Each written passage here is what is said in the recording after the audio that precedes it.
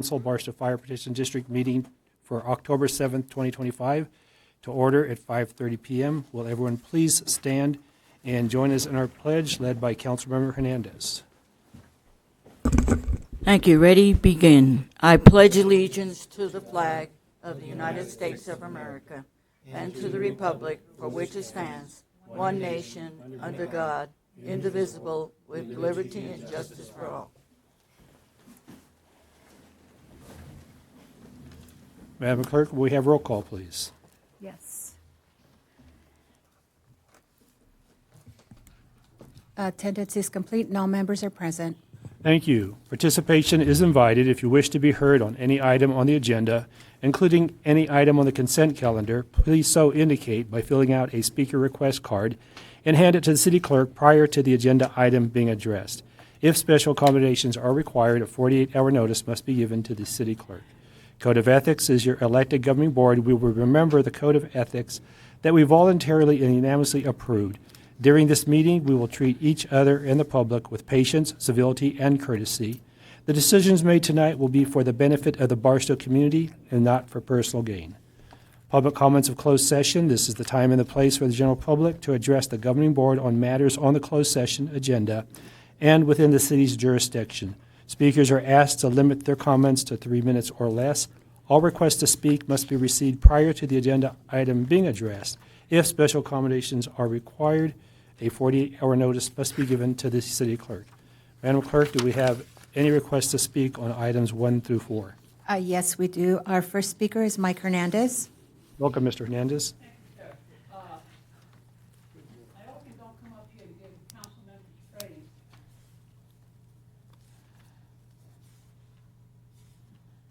Okay. Oh.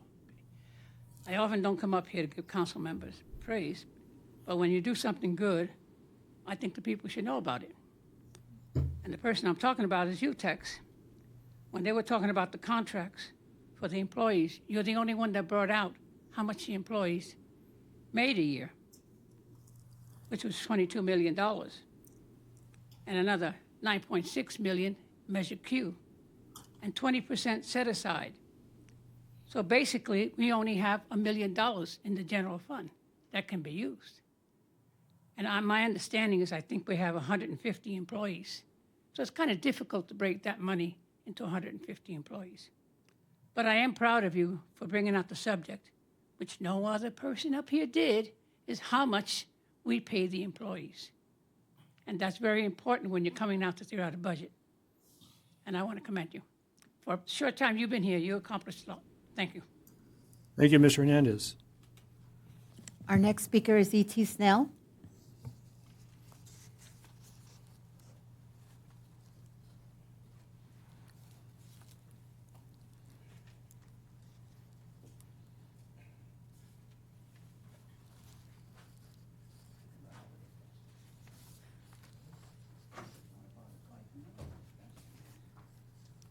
Welcome, Mr. Snell.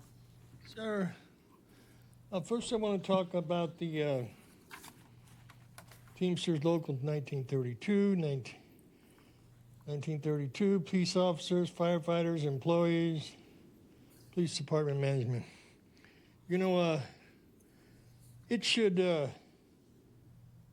be a privilege to work for the city of Barstow. And I kind of think that I'd like to see City Hall. I know you guys all strapped in. I'd like to see it open 7 days a week.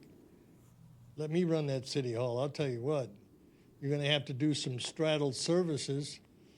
But wouldn't it be nice you could come home and work on a weekend, work on a weekday and then come home and take care of your business at City Hall on the weekends? I mean, I think it could be done if somebody got their smarts together. You're going to have to straddle a lot of services. People might have to wait a little while before they get waited on. But wouldn't it be nice Saturday and Sunday City Hall open? You could do a skeleton staff. But, I always think outside the box. Get you a cup of coffee and a prison trip.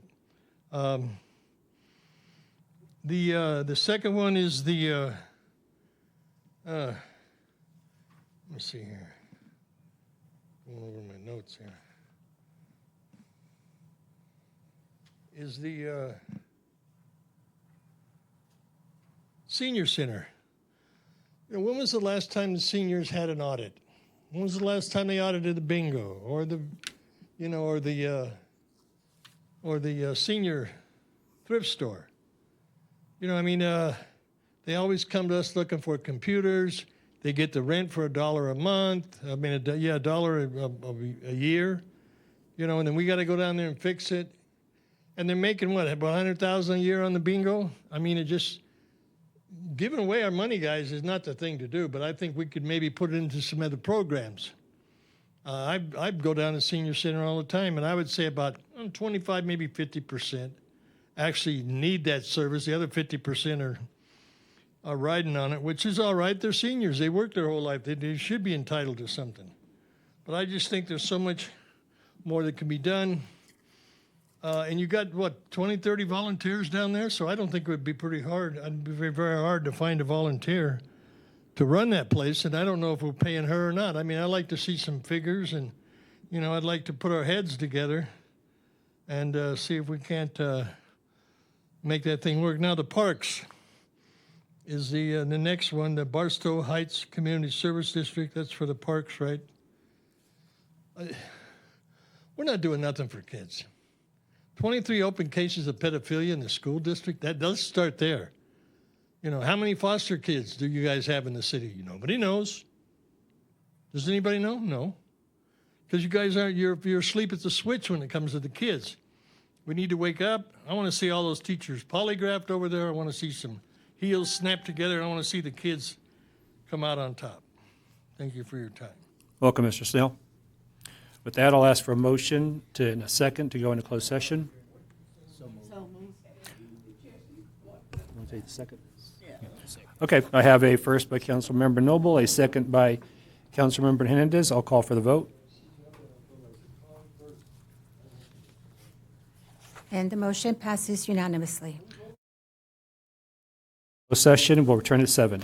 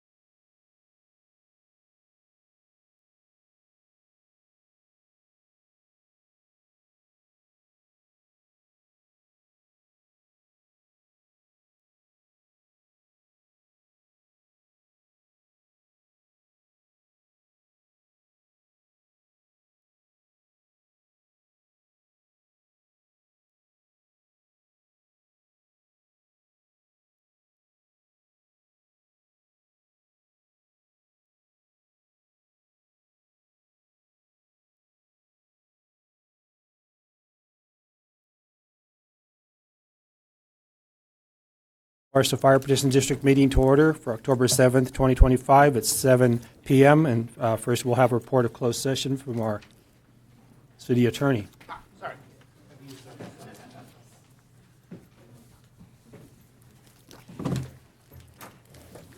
Thank you, Mayor. The council met in closed session to consider 4 items. The first was regarding labor negotiations with all units and all unrepresented employees. The council provided direction to staff and council but took no reportable action. The second and third regarded real property negotiations related to 555 Melissa Avenue and 27745 Panamint Road and 28075 Rimrock Road. There, the council provided direction to staff and council but took no reportable action on either item. Last, the council considered an item of anticipated litigation related to facts and circumstances that the city believes may result in litigation, but which are not yet known to potential plaintiff or plaintiffs. There, the council provided direction to staff and council, but took no reportable action. Thank you. Thank you, Mr. Summers. With that, we're going to call forward Pastor Willie Smith with High Desert Community Outreach to lead us in our invocation, and I ask that you stay standing after that for our Pledge of Allegiance. Good evening. We bow our head. Lord, we want to thank you for this day. We pray for our city officials in the town of Barstow according to thy word. Proverbs 11:14 says, where no counsel is, the people fall. But in the multitude of counselors, there is safety. And we pray a blessing upon this meeting on tonight. Amen. Thank you. Councilmember Hernandez, would you please lead us in our pledge? Yes. Ready? Begin. I pledge allegiance to the flag of the United States of America and to the republic for which it stands, one nation, under God, indivisible, with liberty and justice for all.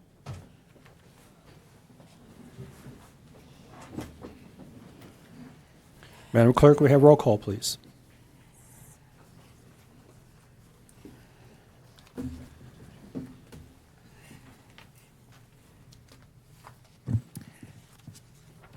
Attendance is complete. All members are present.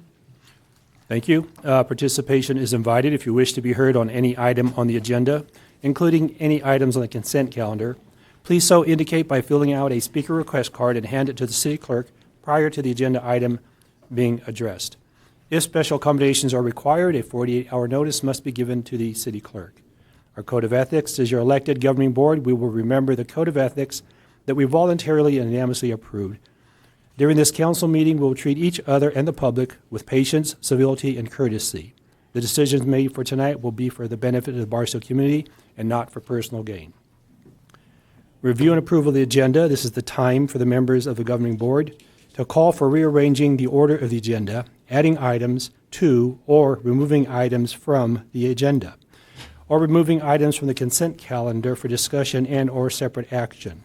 Items may only be added to the agenda as allowed by state law, including Government Code Section 54954.2, Subdivision B, allowing emergency items to be added by majority vote and allowing items that arose to the city's attention after the agenda posting deadline, but which are required immediate action, to be added by a 2/3 vote of the council members present at the meeting, or if less than 2/3 of the council members are present, unanimous vote of those members present.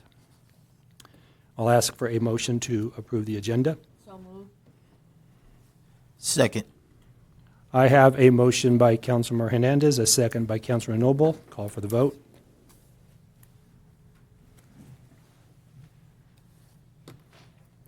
And motion passes to approve the agenda as presented.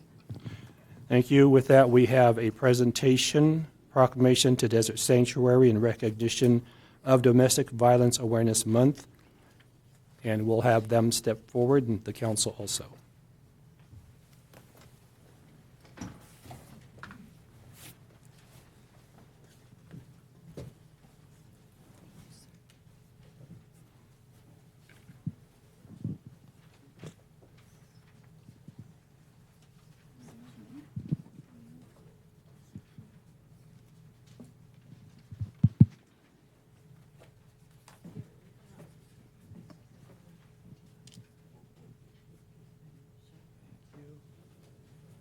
Squeeze it here.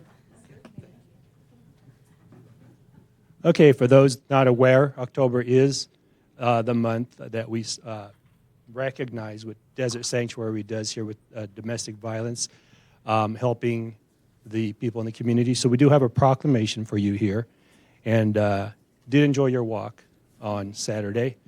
And when's your is it open house? October 17th. We're having a block party on October 17th, and I have flyers right outside by the agendas. Okay, everyone pick up your flyers and get there. So our proclamation, whereas families strive to create a supportive and affectionate setting for their children, and it's within the environment of the kids learn to appreciate and honor themselves and others, as well as develop the value system that will shape them into responsible adults and productive members of society. And whereas tragically domestic violence has turned countless homes into battlefields, where women, men, children, and elderly become innocent victims and suffer from both physical and emotional trauma. And whereas domestic violence is a national tragedy that weakens the family unit, leaves physical and emotional scars, and creates a destructive cycle of violence where oftentimes those who abuse become abusers themselves. And whereas domestic violence is a serious crime that affects people of all races, ages, genders, and income levels, and costs the nation billions of dollars annually in medical expenses, police, court, shelter, foster care, sick leave, absenteeism, and non-productivity. And whereas, as a nation, we need to be accommodating to ending domestic violence by creating a system that punishes offenders and provides victims with the necessary resources and assistance so that they may escape the destructive environments. And whereas, with heightened awareness, strengthened prevention, and community uniting for this cause, we can break the cycle of violence and build neighborhoods that are safe for everyone. And whereas domestic violence has no place in our society, and in an effort to battle and eradicate the domestic violence, October has been designated as Domestic Violence Awareness Month. Now, therefore, the City Council of the City of Barstow hereby proclaims October 2025 as Domestic Violence Awareness Month in the City of Barstow to demonstrate and continue support and commitment to the prevention and elimination of domestic violence. And furthermore, it is up to all of us to raise our voices and take a stand against domestic violence. We must support local efforts to assist victims in finding the help and healing they need and work together to eradicate domestic violence in our community to create a safer environment for everyone. Signed and sealed by the entire City Council. Did you want to tell us about your organization?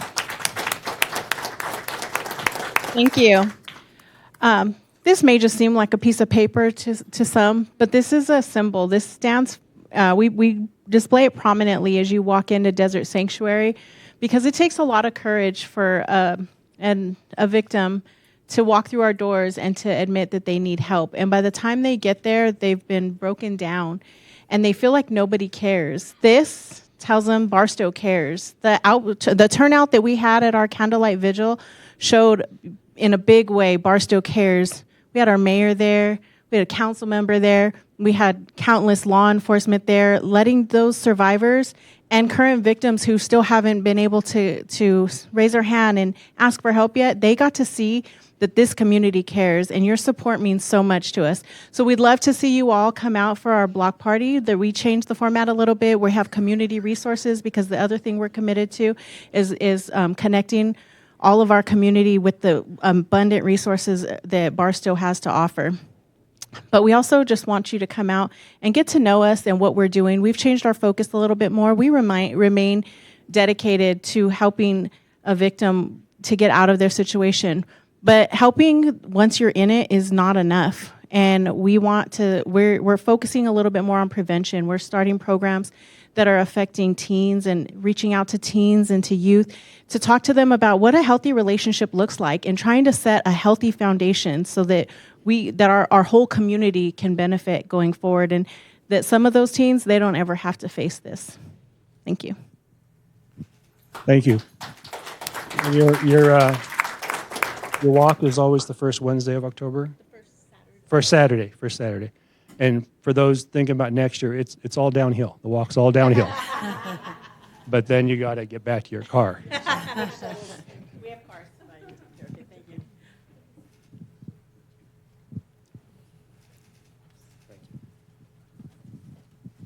All right. Oh.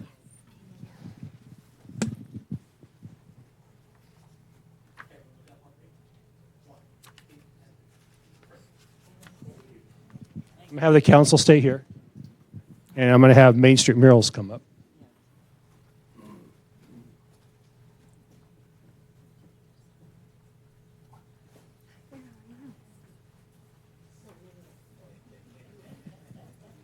Yours is a lot shorter, so it's just here you go.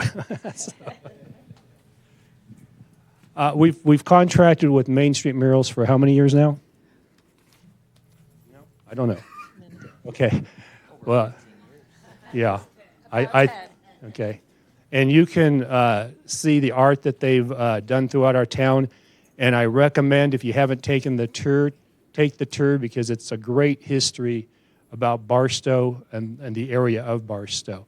So we want to give you the certificate for your newest mural, which is at the corner of 7th and Main on, what's it, insurance, Fast Track? Lost Call Insurance. So go check it out, because it is dedicated to our Marines. The Marines had the color guard there, the color guard horse team, the only one in the nation, and they had them there for your dedication. So thank you for the murals, and do you want to tell us anything? I will. Thank you so much, Tim. And yes, it was a wonderful dedication, and we were delighted to be supported well by the city of Barstow, thank you, and also by the county and the state and assembly people. The mural was designed and painted by Kathy Fierro, by Juliet Tyson, by Leanne Joyce, who's here, and also Kim Harris. Wonderful mural, and it is a wonderful subject, and we were really proud to be honoring our Marine Corps logistic base and our service people. So we really appreciate your presentation to us. We do have plans afoot, if you wouldn't mind letting me just talk a little bit. You did mention the mural tours. We host mural tours on the third Saturday of every month. The next Stagecoach mural tour will be November the 15th. Please give me a call if you would like to be part of that tour, because we book up and we have 10 places for each tour. And if we're going to have more people, then we just need to make sure that we can do 2 tours.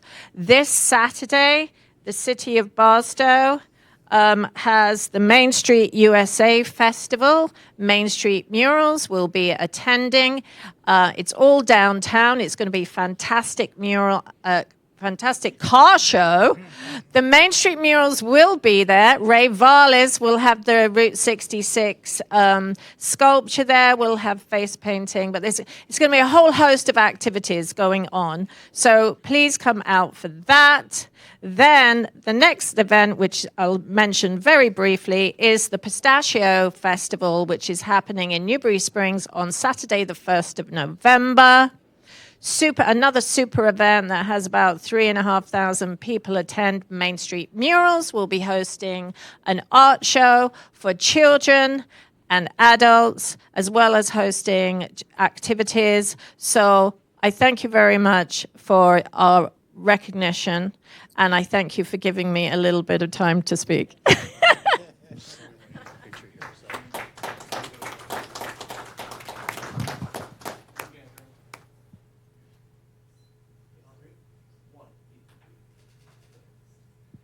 Thank you. Thank you.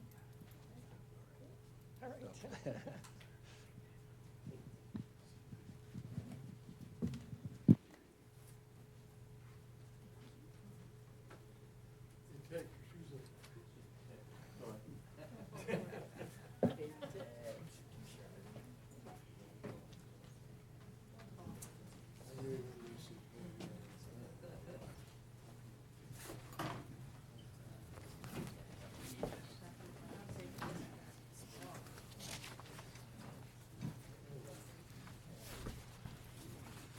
Okay, so with that, we concluded our presentations, item 5 and 6, and we'll move on to our general non-agendized public comment. This is the time and the place for the general public to address the governing board on matters not on the agenda and within the city's jurisdiction. Speakers are asked to limit their comments to 3 minutes or less. All requests to speak must be received prior to the agenda item being addressed. If special accommodations are required, a 48-hour notice must be given to the city clerk. Madam Clerk, do we have any requests for public comment? Yes, we do. Our first speaker is Gilbert Asa.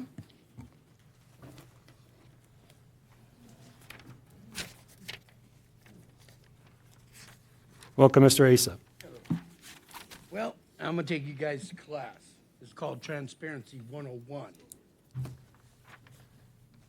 Since I've been here, I have been false reports on an accident.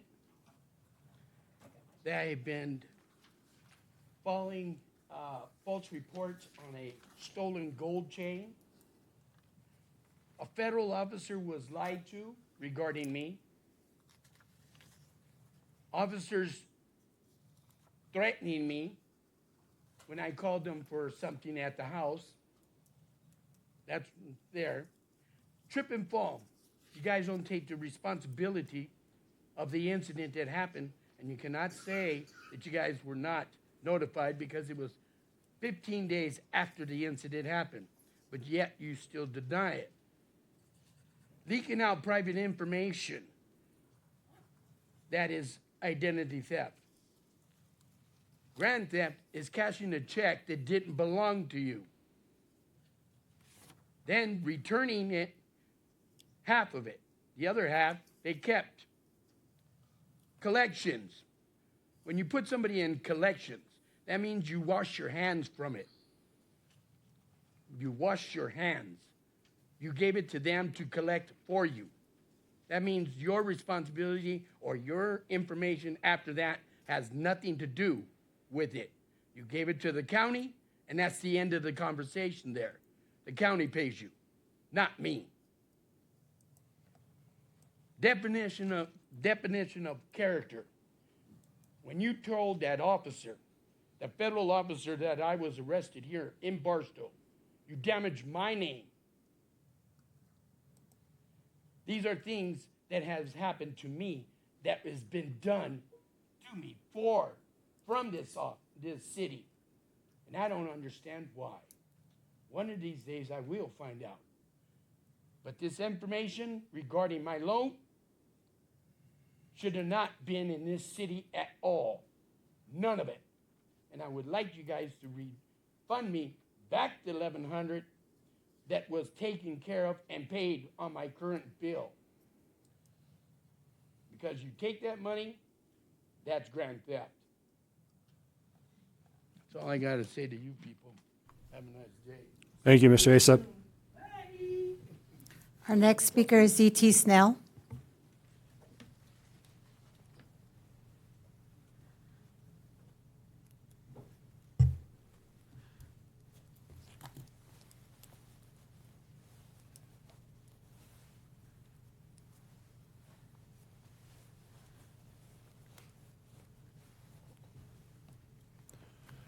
Welcome, Mr. Snell. Thank you. I'm E.T. Snell, clown community activist, www.etsnell.com.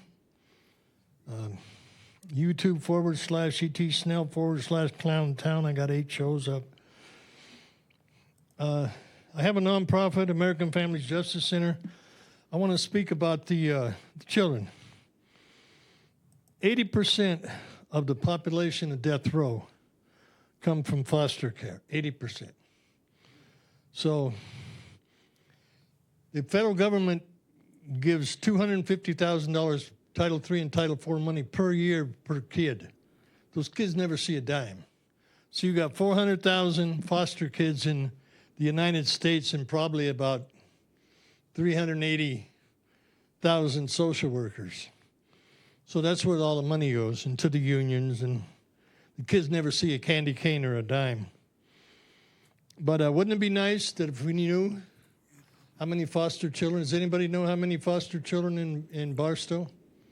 And it's because we don't care, because we're not forced to. I don't think anybody knew that there was 23 open cases of pedophilia at the school district. And I just wonder if they're not hiding something over there. I'm just, where there's smoke, there's fire. I'm willing to bet. And we formed a committee with the chief, the sex crime officer, and the Browns and myself and some others. Tex, hopefully, are going to be forming a committee. We're going to be investigating this stuff. Because it's insane what goes on in Barstow. The average income in Barstow is like $51,000 per year per family, which it's not nothing, but it's something, but it's still pretty close to the poverty level. I'm looking for a house where I can set up the business. I've had the nonprofit for about 10 years. We've gotten 9 kids out of foster care. And I want to continue on with it. I'd like to see a 24-hour bingo where the money goes to the foster kids. Because if you take these children in Barstow and you give them to our organization, we're going to find them, we're going to put them with family members. We're not going to put them with somebody that we don't know. We're not going to take them and rip them from their roots and put them in some other school district with a bunch of other kids and basically force them onto death row, where the other 80% of the inmates come from foster care. So we have a chance, an opportunity to cut crime, to cut a lot of different things. So, until we start taking care of our kids in Barstow, I don't think God's really going to reward us the way we should be rewarded. And, those were his favorite creatures in the Bible were the children. Thank you. Thank you, Mr. Snell. Our next speaker is Teresa Tank. Welcome, Mrs. Tank. Good evening. I want to start by thanking PD for updating their posts to include the hours of animal control. I know there was a lot of confusion, this side saying operating hours while the attorney was talking about animal control hours. But I also have a few questions from the last meeting. I know Mayor Pro Tem asked the question, but it was never really answered. What constitutes an after-hours call? Is it all animals or still just aggressive and injured? I ask this because someone posted on 9/21 about 2 dogs being hit behind Walmart after 7 p.m. One had already passed and the other was badly injured. The person who posted stated that the PD told him to call the Humane Society the next day. Chief Kirby stated at the meeting that an officer would be dispatched for after hours to evaluate and if necessary, then that a call would be going to the Humane Society. Why wasn't anyone dispatched? Is an injured dog not considered an emergency? Who is making these decisions on whether or not to dispatch? Luckily, shelter staff did see the post and they did respond. I'd like to also ask for more clarification on why the police department is still being dispatched when the city manager stated that the shelter now has the capacity to provide after-hours services, which alleviates the workload on the officers. If they are still responding, how is that alleviating the workload? And my final question, Chief Kirby, while talking about the 22 calls, after-hour calls in August, he remarked that the department is working on ways to lower after-hour calls. I'd like to hear how he plans on doing that, because I don't know how you would, unless you're not going to respond. The calls come in when animals are loose, so I don't know how that plans on being lowered, but thank you. Thank you, Mrs. Tank. Our next speaker is Eugene Butici.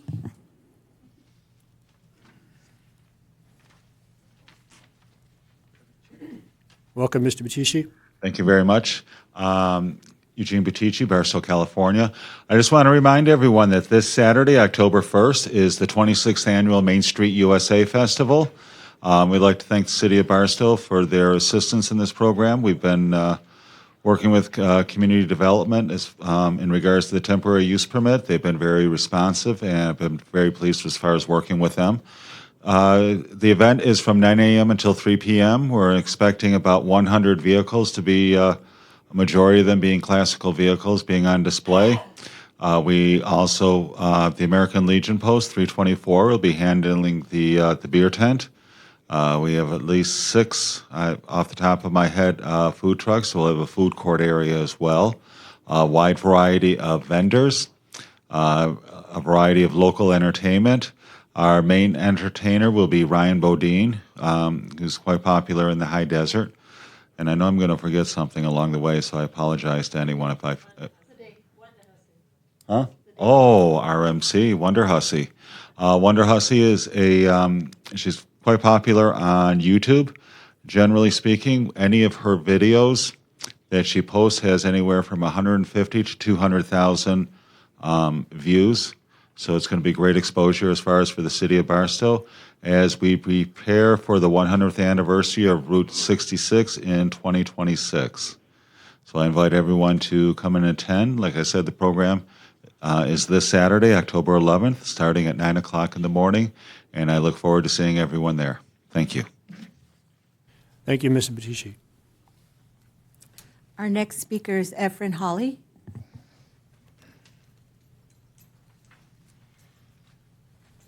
Welcome, Mr. Hawley. Thank you, Tim.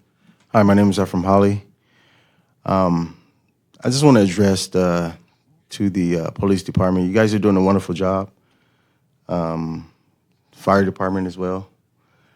Also, nothing to take away from you guys, but I was dealing with the domestic violence against my mother.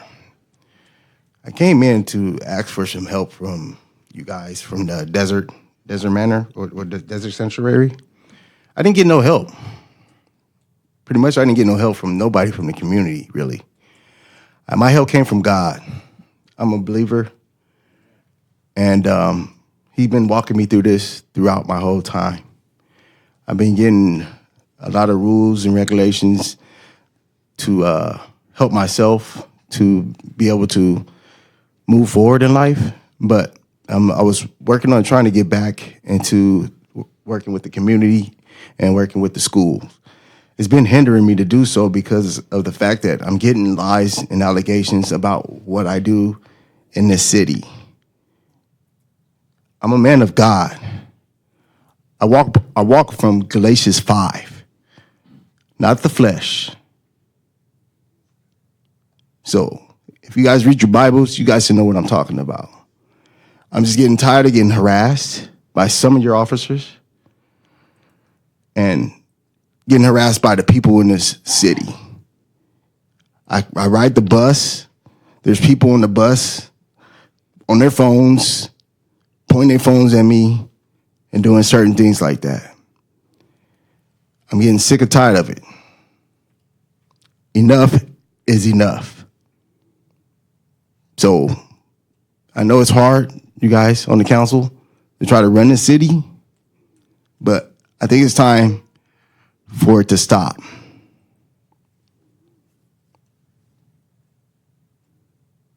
Thank you. Thank you, Mr. Hawley. Our next speaker is Perry Pack.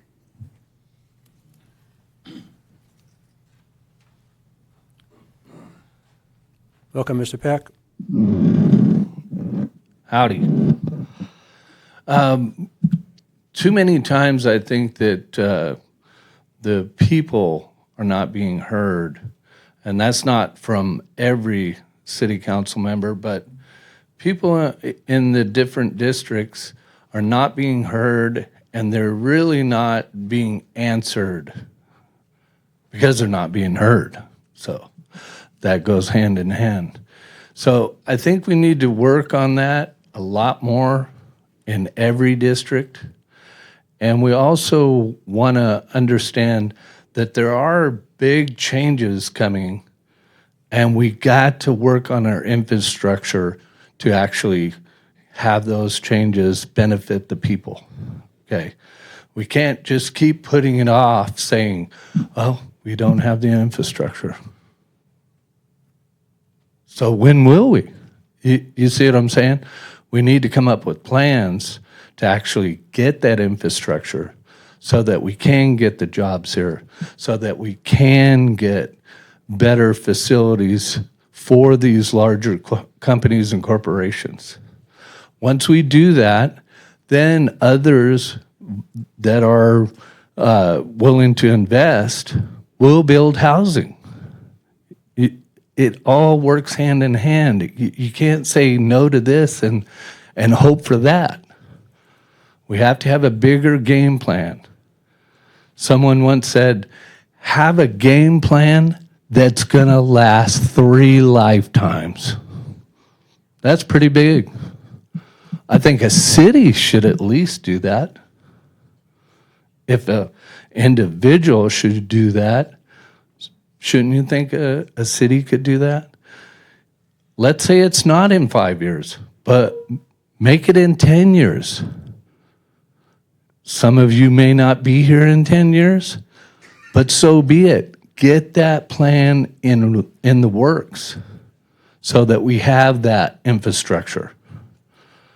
Because I myself have been talking to several city councils since I've lived here and told them, you need to work on your infrastructure, because if you don't, every other city is going to take what should be here. What should be here is everything we deserve, like a nice cemetery. Different things that grab the eye of the investors. A little kid's water park, something, anything to grab the eye of that investor. Thank you. Thank you, Mr. Peck. Our next speaker is Vanessa Pack.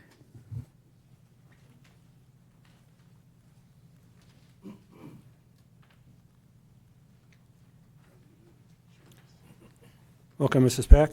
I'm not as tall as my husband.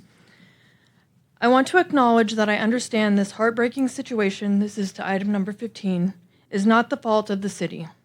The cemetery is not under your jurisdiction. It is a separate special district, and because of that separation, generations of loved ones were left in the care of a system that failed them. But now you have a chance to make it right. You have a chance to bring Barstow Cemetery into the hands of the people who live here, grieve here, and care deeply about what it represents. The community stands united in support of this change. Our cemetery must never again be subject to a special district. It must never be placed in the hands of another distant or disconnected entity. The time has come for the city, our city, to take full responsibility for its care, its restoration, and its future. Once you vote to bring the cemetery into city care, the people of Barstow will stand behind that decision. We will hold you accountable, and we will never allow the cemetery to be neglected again. We are demanding a new era of commitment, dedication, and accountability. We are demanding not only for those currently elected to serve, but for every council that comes after. Ultimately, this is not about politics. It's about people. People who deserve to rest in peace. Families who deserve to visit their loved ones without seeing decay and disregard. The need for proper care and respect for our cemetery is urgent and of utmost importance. These are not forgotten names etched in stone. These are our mothers, our fathers, siblings, children, veterans, grandparents, and neighbors. And this is our responsibility, all of us together. I urge you to vote to allocate the necessary funds to take full responsibility for Barstow Cemetery. From this moment forward, let it remain in the care of the city, backed by the people, protected by policy, and treated with the dignity it has always deserved. Let this be the last time we ever have to plead for respect for the sacred ground that holds our community's legacy. Thank you for your time and your service. Now do what's right. Thank you, Mrs. Peck. Our next speaker is Ted Wiesma.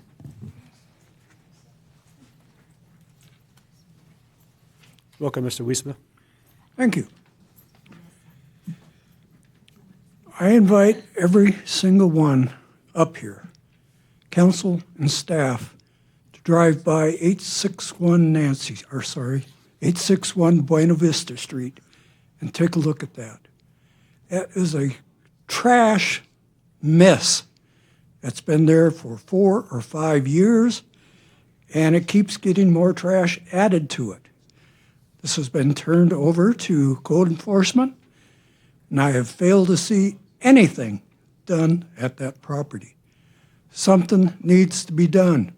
This clearly affects the other house values in the area. I would hate to buy a house next to that mess that's been there for that long. Code enforcement's not doing its job. I know they have excuses, but it's time to get past those excuses and get some action. I've turned over 30 properties to them where there are problems and code violations. Out of those, only 2 have anything done to them. That's just plain wrong. Now, I know it opens up to me to reprisal again from code enforcement, but it has to be said. Beyond that, I've mentioned before, and other people have mentioned before, that you don't seem to be fiscally responsible. You're not putting money where you need to put money, and that's into maintenance staff and parks and recreation. You need to put the money where people do things for the city of Barstow. And you're just plain not doing it. You're putting money other places. You also seem to be very top-heavy on your money. Everything you throw into paying people's wages, you take away from doing something for the citizens. So consider that a little bit better, please. Thank you, Mr. Wiesma. Our next speaker is Virginia Brown.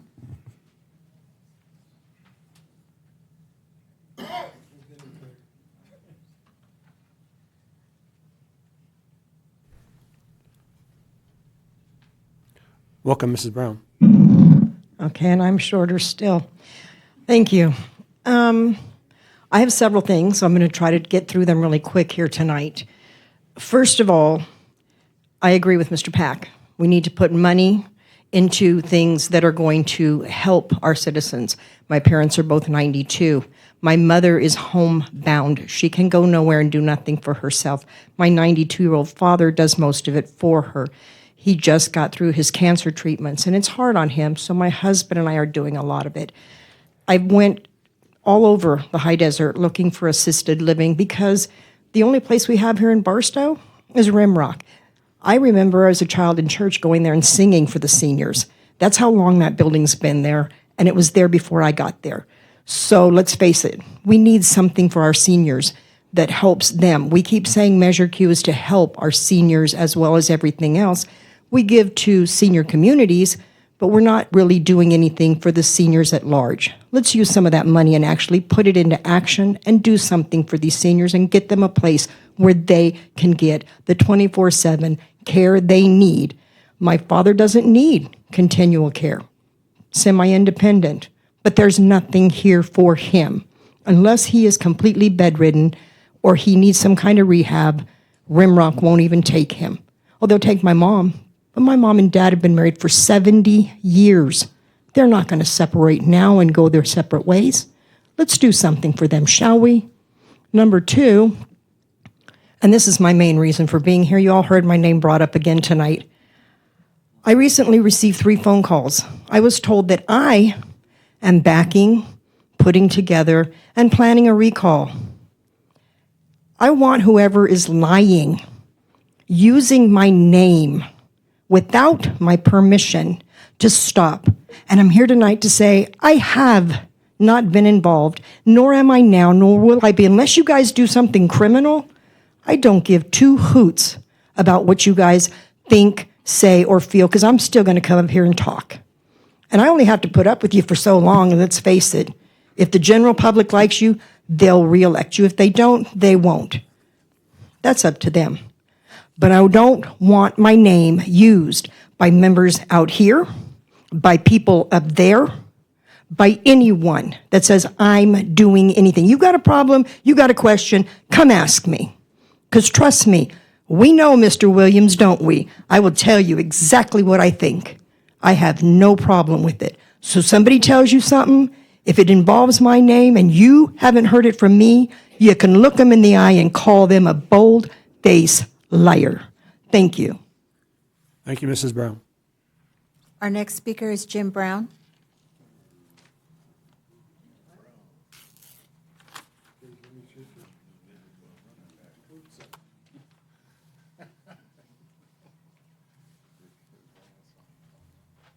Welcome, Mr. Brown. Good evening, Mayor, Council, Jim Brown, Barstow. Yes, I was approached also about me want to do a recall on Tex Williams. And I told that person, Tex Williams is too popular right now. Right now. And he has his foot in, he's like an octopus. He got his hands in everything. And I told Tex, you need to stop. You know, you need to calm down. But Tex gonna be Tex. We all know that. We all know that. He did that when he was running. And he's still doing it. And I'm just saying, Tex, you know, just calm down, you know, sit still, let the people do their thing, leave the council alone, leave the people alone. Promise me you would do 1 month. Give me 1 month. That's all I want, 1 month of you just saying, hey, I'm gonna take my time, I'm gonna let the people do their thing, let the city run the city. You know what? Because I think you're bored. You need to get back on some committees, you know? And then that'll slow you down. You won't have to be talking about all this other stuff out here, you know? So just calm down, Tex. I still love you, my brother. Thank you, Mr. Brown. And our last speaker is Marcia Wiesma. Oh, no, I'm sorry. We have one more speaker after Ms. Wiesma. Welcome, Mrs. Wiesma. Thank you very much. First, I would like to say it's a great job on the murals. They've done a great job ever since I've been here. Secondly, it was a wonderful idea for the charter school to have their students inter-contest and develop and design mini murals, but they're on our utility boxes. The first one that I've seen is wonderful, and it's outside on the Barstow Road by the museum. Secondly, I want to be very fast too. Code enforcement, they're still doing spotty work. We have several on their team who come and constantly are harassing and picking on people that are trying to keep their place up. While other places in our neighborhood look like, well, my neighbor girl calls it a shit shack. Well, it is. Trash, burned out, students dumping things. It's just homeless. It's bad. Tex knows about it. He's tried to help us get help. Code enforcement's kind of buzzed us off with excuses. Third question I have is for Sydney. Think, since you've been here, was the Measure Q funds dollars ever spent on hiring all the new code enforcement 4 to 6 people? I know the answer. I'd like you to bring it to me at the next meeting. The maintenance team and Parks and Recreation, they've been working their feet off. They're trying. It's difficult when they don't have enough help. This is another one I have. Barstow does have another famous resident here. It is John Tex Williams. Hey, man, if you've listened to the radio, he has his own song. Pretty cool, Tex. It's called A Councilman with a Song and a Camera in His Hand. Well, Tex, keep working. Don't let the coyotes get you down. Keep your head up. Keep working for us. Thank you, Mrs. Wiesma. Yes, and our last speaker is Mike Hernandez.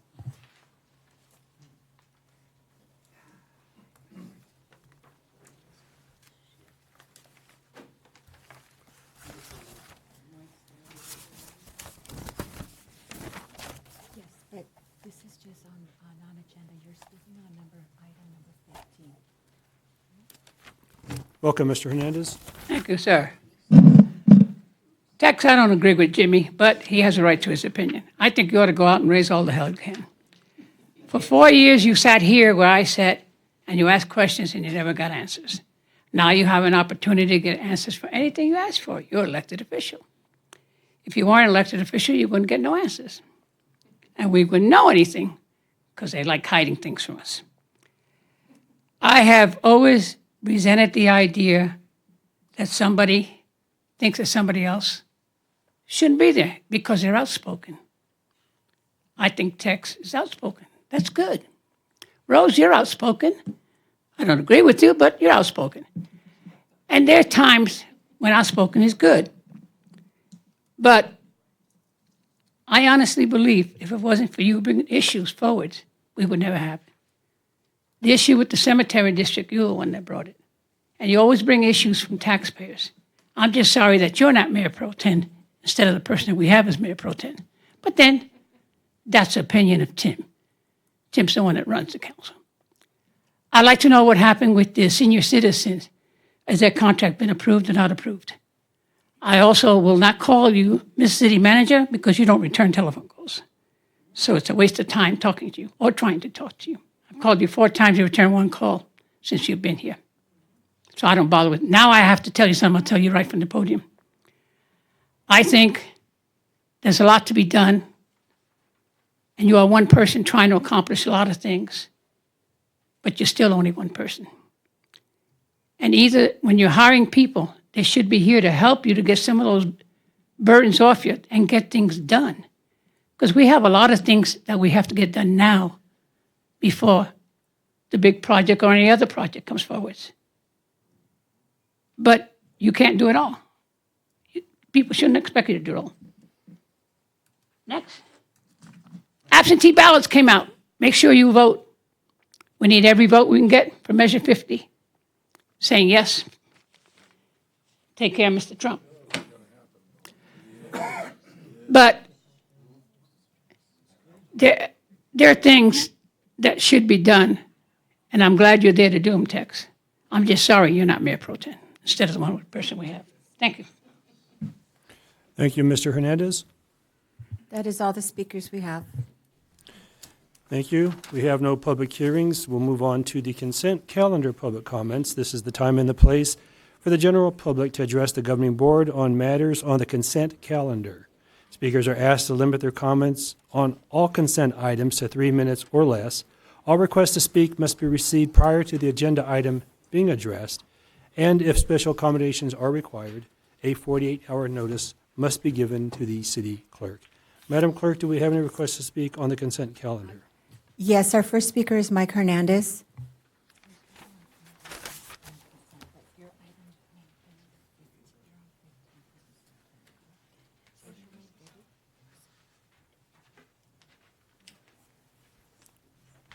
I'd like to speak on item 9. Yes, welcome, Mr. Hernandez. Thank you, sir. Page 126, which is the Marriott. How come they only report 2 months when they pay quarterly? Which is, I don't understand that. They pay October, November, and December, and April. And yet, we only have 2 reports out. Why is that? And in the next quarter, they did the same. You show 2 months, and you gave them $120,000. Each first, second, and third quarter, there is only reporting 2 months. Why not 3? A quarter is 3 months. October, November, December comes in January. It's audited, and the report is supposed to be done. They have this for your approval with none of the background information. They only show 2 months. What happened to the third? So far, you're giving them $360,000. Supposedly, according to this report, you collected $533,000. $360,000 you paid them, you have $173,000. I think that's what it is. I don't know, because your report only shows 2 months, not 3. And I don't know if there's a new way of doing your accounting. Anyway, that's that. My next thing is, the city has a policy of using credit cards. Most people that use credit cards pay percentage. Do we pay the 3% on the credit cards? Or don't we? And if we have a credit card, do we get points on the credit card? I don't know about that. I'm kind of curious. I mean, we have credit cards and we get points when we use it. And we get charged 3% when we use it. I'm kind of curious about it. Item 12, I think it's a good idea. And that's it. Thank you. Thank you, Mr. Hernandez. Our next speaker is Virginia Brown, speaking on number 12.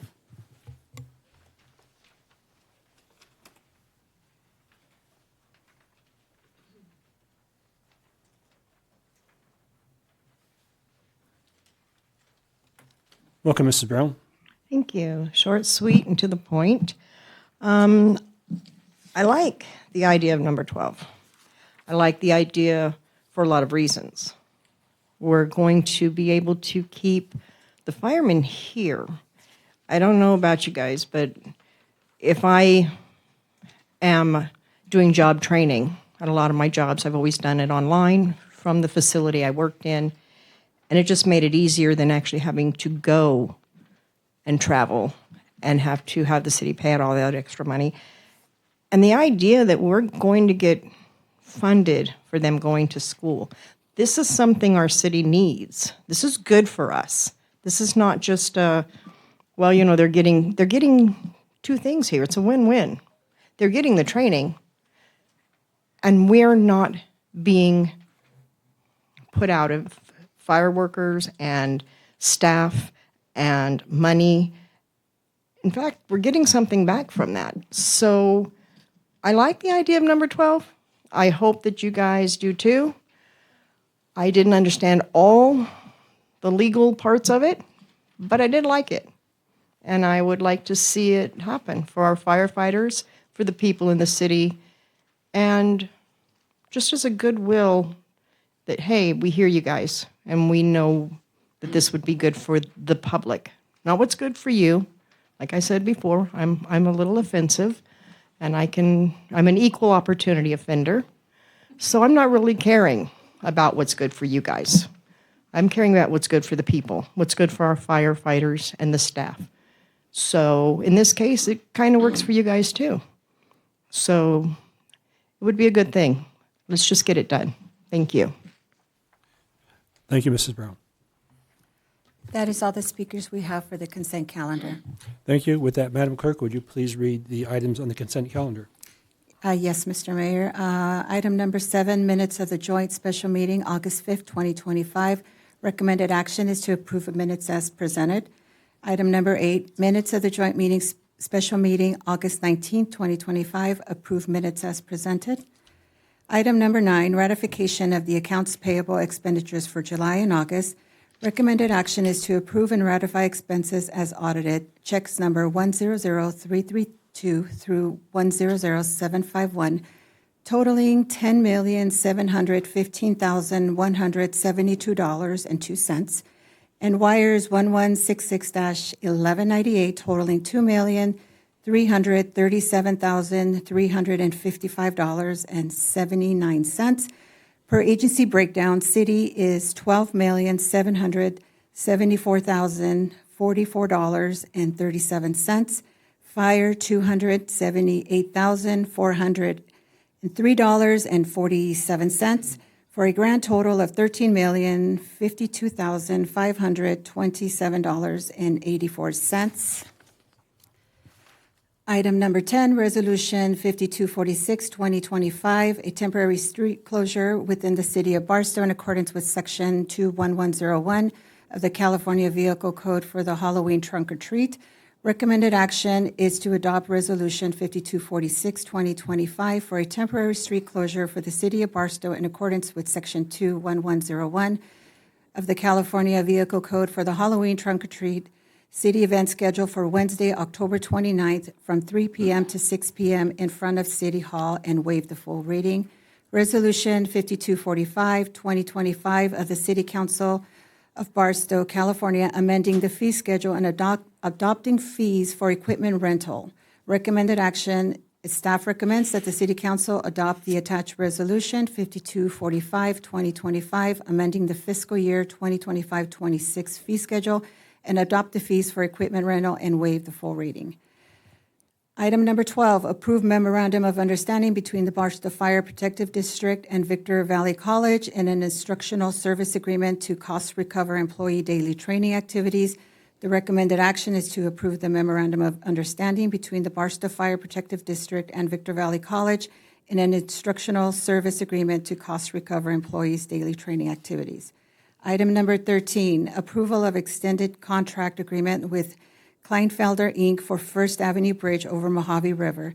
The recommended action is that the City Council approve the third amendment to the contract agreement with Kleinfelder, Inc., including any subcontractors retained by Kleinfelder, Inc. to complete the contracted work for an additional 5-year term through January 4th, 2030, and authorize the city manager to execute the contract amendment.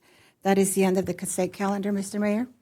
Thank you, Madam Clerk. Before I call for a motion, was there any questions from council on the consent calendar?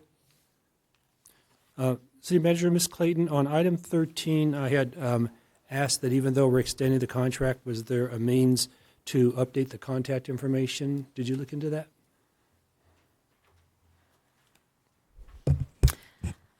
I apologize. I did not include that with this, but we will certainly update the contact information that was not included in the amendment with the correct information so that it has current staff contact information included. Okay, so it'll be an amendment. Thank you. With that, I'll call for a motion to the consent calendar. Mayor, I'd like to go ahead and move to approve as presented. I have a motion by Mayor Pro Tem Rose, a second by Councilmember Hernandez. Any discussion? I'll call for the vote.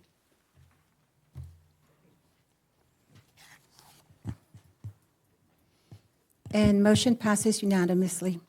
Thank you. We have no deferred items. We'll move on to the business action items. Item 14, consider the adoption of the city policy prohibiting appointing committee and commission members and their affiliate organizations from receiving financial assistance from the city. Recommendation, staff recommends that the City Council consider whether to adopt the proposed policy. City Manager, Ms. Clayton, I believe you're handing this off. Yes, I would like to introduce City Attorney Summers to provide this presentation. Thank you, City Manager Clayton. Mayor and Council, what's before you is a policy that has a little bit of history. So at the August 5th regular council meeting, the request was made for Rules and Policy to consider a policy by which appointed city officials, not elected, appointed city officials, including committee members, commissioners, would be, and their affiliated entities, would be ineligible to receive city financial assistance. To assess that policy, Rules and Policy Committee did so at the August 26th meeting and the September 30th Rules and Policy Committee meetings. And at the conclusion of those two meetings, Rules and Policy Committee stated that they are opposed to the adoption of this policy and recommend that the council not adopt it. Nonetheless, it is here for the full council to make the final decision. The proposed policy, if adopted, would have provided that appointed members of city commissions and committees and affiliated organizations with which they are on boards or a director of or affiliated with would be ineligible to receive city financial assistance.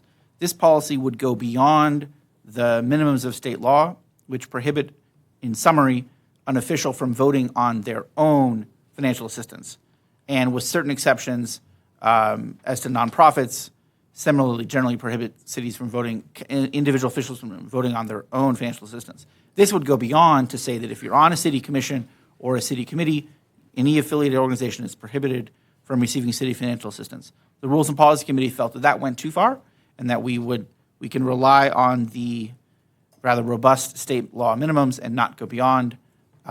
With that, I would turn it back to the council, available for any questions. Thank you. Thank you. I'm not seeing any requests to speak from council. Councilmember Williams, and this is for questions.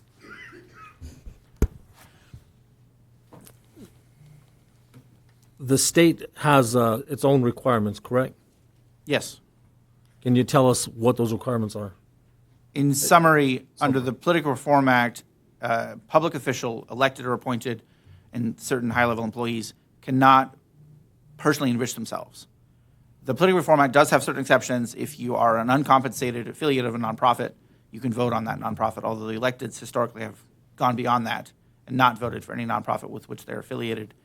The state law also requires, in Government Code Section 1090, you cannot be on both sides, public and private, of the same contract, with certain exceptions. Would you agree that this agenda item would secure the funds of our city to make sure that things are being done correctly if this was passed? It would go beyond the minimums of the state law. Which is safe for all of us, correct? That's a policy judgment I have to leave to the council. No official should be able to take funding and bring in committee people or commissioners or anybody else they want to do and not have the restraints to stop that from happening. That's why this is put in place. This is why it was asked, is to make sure we're safe, correct? I believe you made the request, so I would defer to you as to the basis for your own request. Okay. I'll wait to discussion. Thank you, Councilmember Williams. Seeing no other council members requesting to ask questions, are there any requests to speak from the public? Yes, we do. Our first speaker is Mike Hernandez.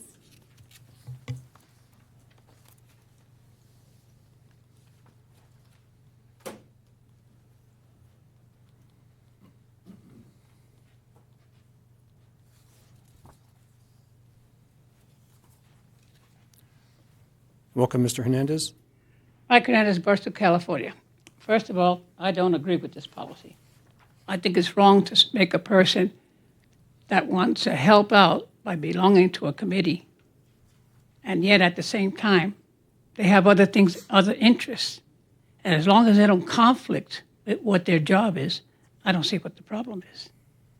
You should be able to do your job, and if there's an organization that you believe in and that they're doing the right thing by people, and if you agree, because ultimately it's still, you have to say yes or no, and that's the bottom line.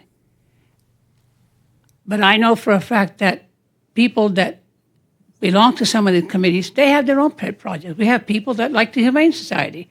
Are you going to tell me that they don't have a right to get money for the Humane Society? Or people that belong in that like the Chili Fest. Do you think that it's right that if they vote for something or get involved with an organization that belongs to the city, that they can't ask for money for the Chili Fest? The thing is a good idea, so it's not abused. Many years ago, we all know it was abused. There were people on committees getting the inside in properties that are coming up for sale, and they take options on those properties. And that's the way it was done years ago. But it hasn't been done like that in many, many years. People are basically wanting to help. But if you put restrictions on what they want to do, they won't ask. They won't be involved. How many times you see people running for public office and don't want to run? And there's a lot of good people out there that should be on the council. But they won't run. Conflict of interest with their business, this or that, whatever the item might be. But the point being that let the people decide. Don't tell them if you have a limitation and you can't do something that would help an organization that they believe in. That is their right. Thank you. Thank you, Mr. Hernandez. Our next speaker is Eugene Butici.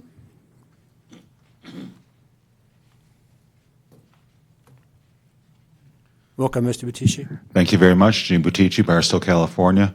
In regards to 14, I understand the concept or the purpose of it. However, I don't agree with it.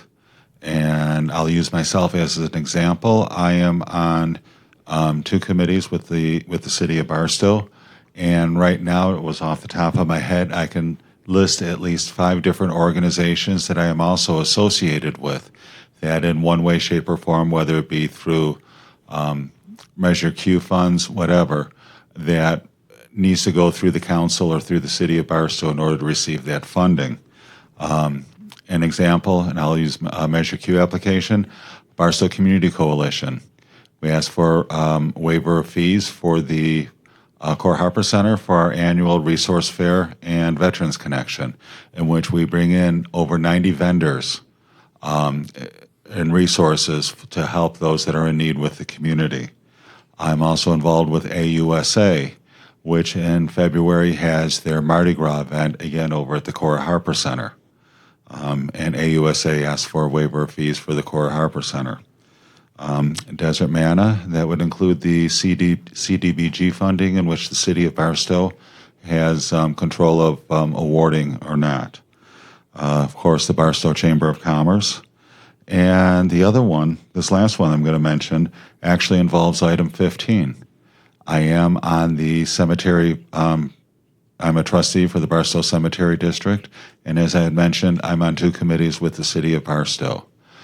In essence, if you approve that, you're an indirect consequence. If I wanted to be really nasty, I could say I refuse to step down from any of those that I'm involved with, and the way in which this is written, to my understanding, that would deny the city to be able to provide the $26,000 to help with the cemetery.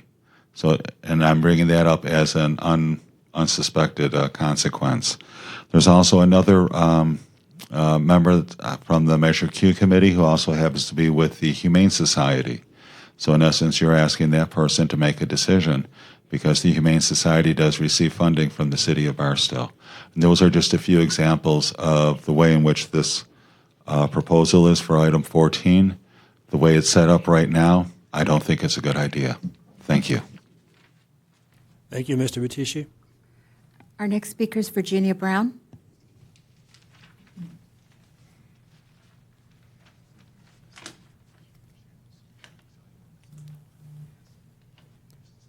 Welcome, Mrs. Brown. It appears we're all on the same page tonight. I also don't agree with the way this is written and what it's stating.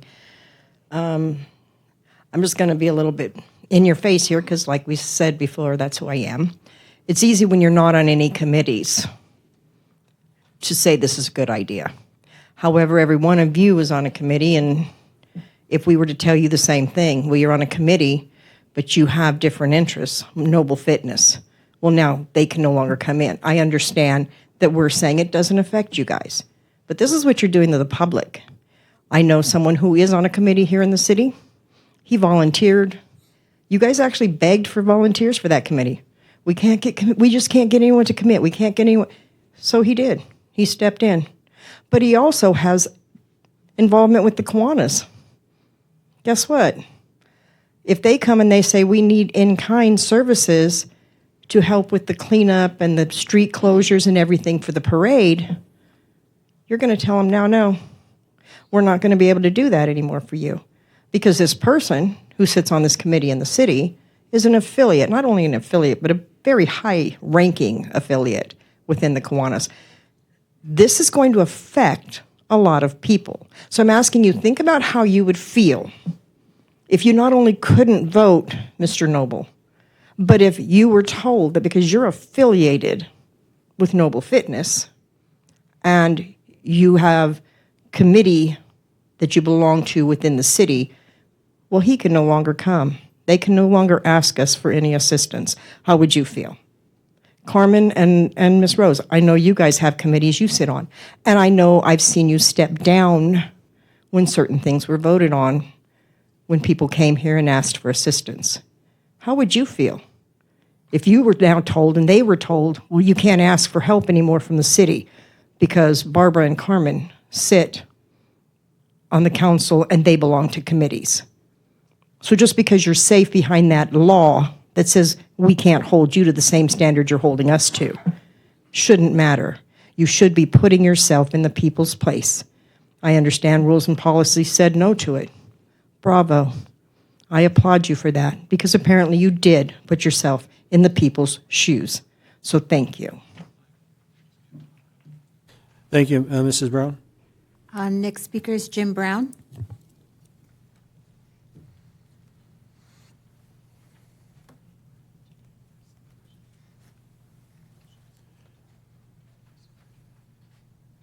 Welcome, Mr. Brown. Good evening. Jim Brown, Barstow. I agree with it. I'm going to just tell you. And the reason why I agree with it is it's a lot of favoritism happening with it. And you put, it's like the same people come and they get the same thing every year. That's not fair. So I would like for y'all to vote on it, vote yes for it, because it's wrong the way it is. They come out. Gene, he answered his own question. Mike Hernandez answered his own question. But, think about it. You put it there on the agenda for a reason. So something got to be, made you, I can't think of the word, but made you do what you did. I don't know what it is. So I do agree with it. It's just too many favoritisms in this. Thank you, Mr. Brown. Our next speaker is Marcia Wiesma.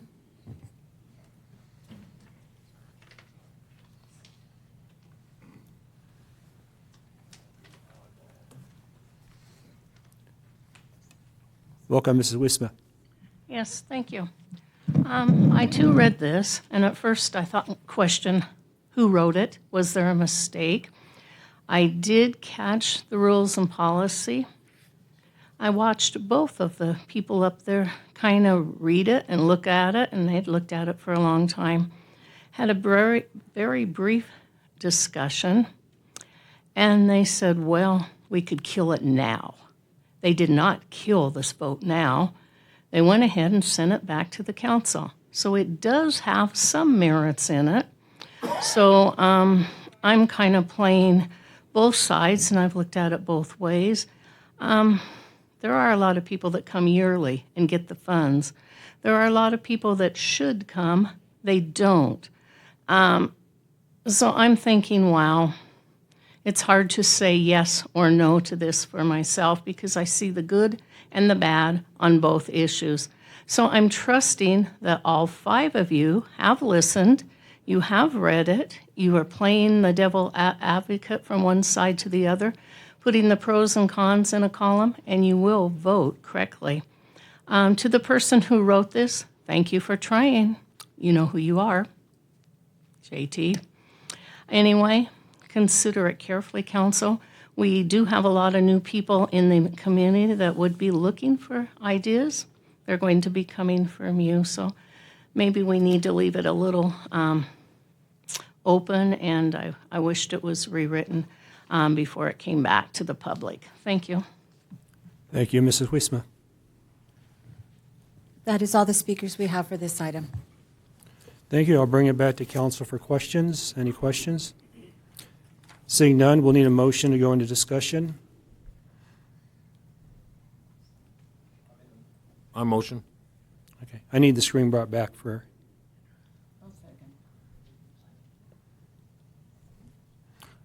Okay, I've got a motion by Councilmember Williams and a second by Councilmember Hernandez. With that, we'll go into discussion. Mr. Mayor, can we do that again, please? A discussion before a vote. Okay, I've got a motion by Councilmember Williams and a second by Councilmember Hernandez. Discussion. I need to see the screen for discussion.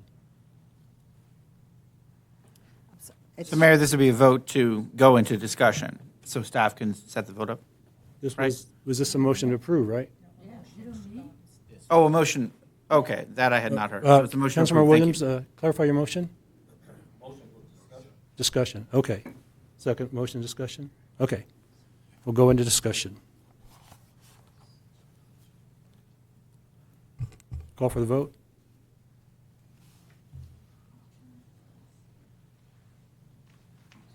And motion passes to go into discussion. Okay. Request to speak. Councilmember Williams. The initial part of this is to make sure that the public trusts us. So we don't take one of our friends or compartners or whatever we want to call them, stick them in a position, and get funding. That's the part of it. I understand that it hurts things, and I get that as well. But if we're going to be transparent and honest, we can't receive any funding. So why should a person we appoint in an office be able to get funding?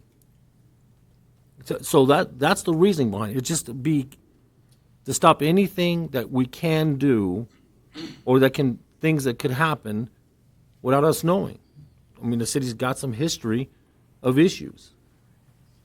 So, that was my intent. I do agree that it does hurt some of the committee people that can't serve. So that was my intent. But I can go both ways on it. It really doesn't matter to me.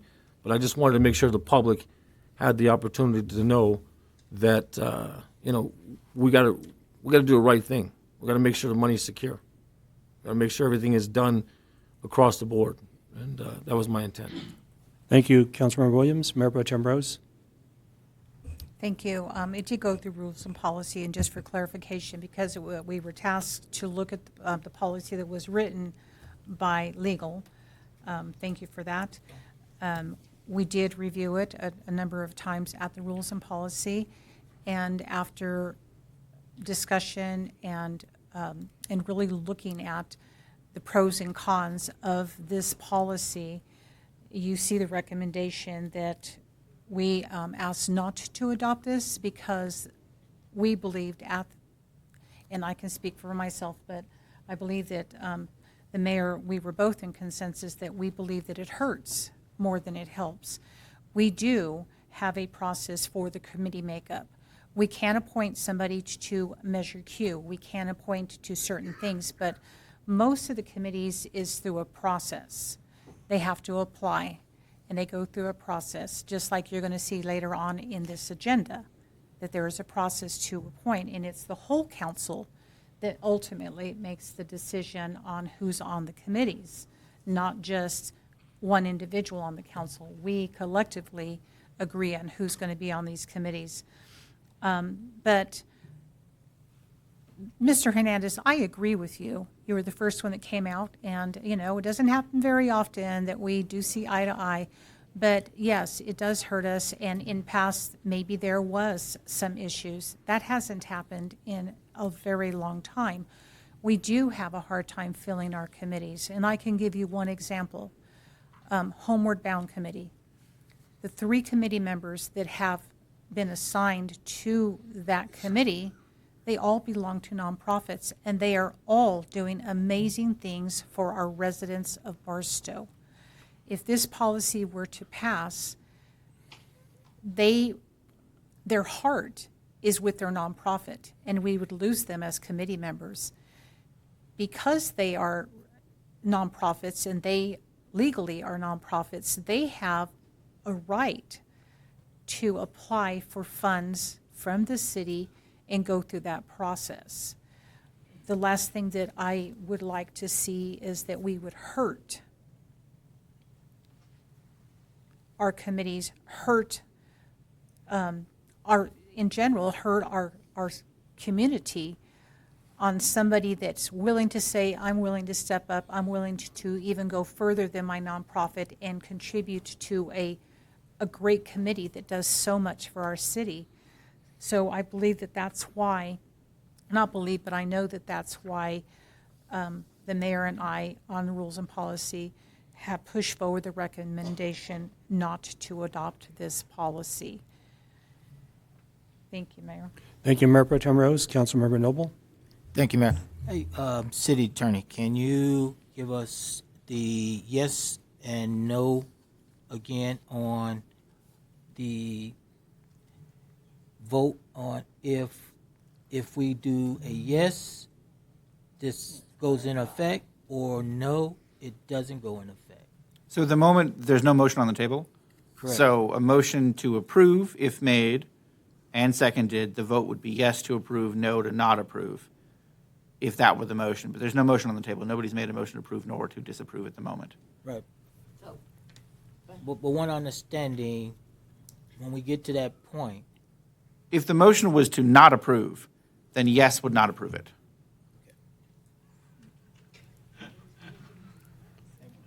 Thank you. Okay, so a statement was made that in committee, they said we can kill it now. I didn't say that. When that comment was made, my actual comment was, I don't believe we can, because that would be two council members making a decision, and I believe the charge to the committee was to bring it back to the council. So a minority could not make that decision. With that, we requested legal to go back and staff to go back, look at the minutes, and see what the direction was to the committee. What was brought back is that their understanding is this was to be brought back to the council. So I was correct that we could not kill it in committee, and I never made that statement. The Mayor Pro Tem and I had the same concern in committee. The first thing the public has to understand is a committee cannot make any decision on funding. They cannot. Committees give information to the council. The council will always make the decision on funding.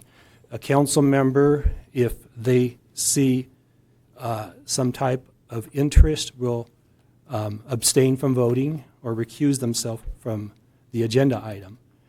And if I chair a committee and I see a person on that committee whose organization would be asking for that, I would recommend that they not have input on whether we take that to the council or not. Again, they wouldn't be voting. Committees just make decision to move things to council. So with that, I have Mayor Pro Tem Rose. Mayor, thank you for making that clarification because I did ask if it could be killed in rules and policy, but I wasn't sure. And so we did rely on legal to say, that they would have to look at that. But I believe that the general rule is that when something's taken to the rules and policy, that it doesn't die there. That if there's a second and it goes to rules and policy, that we do our due diligence. We look at the pros and cons. We create the policy to the best of our ability. But ultimately, those policies will always come back to the full council, and that's the appropriate process, correct, Mr. Summers? Yeah, if I could jump in, yes, because the heart of that it is the entire council is the elected body. If two could kill something in committee, then the two could always prevent the majority from taking action on something. So that's why it came back here and generally for the full council to act as the full council may desire. Thank you for that clarification.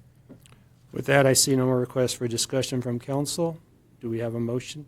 I'm sorry, I just had two late ones come in. Mayor Pro Tem Rose? Oh, no, I was going to make a motion, sir. What? Okay. Councilmember Hernandez? I was going to make a motion Okay, that you don't have to ring in to make a motion, so I'll call for a motion. Mayor, I'd like to make a motion not to adopt this policy. I'll second.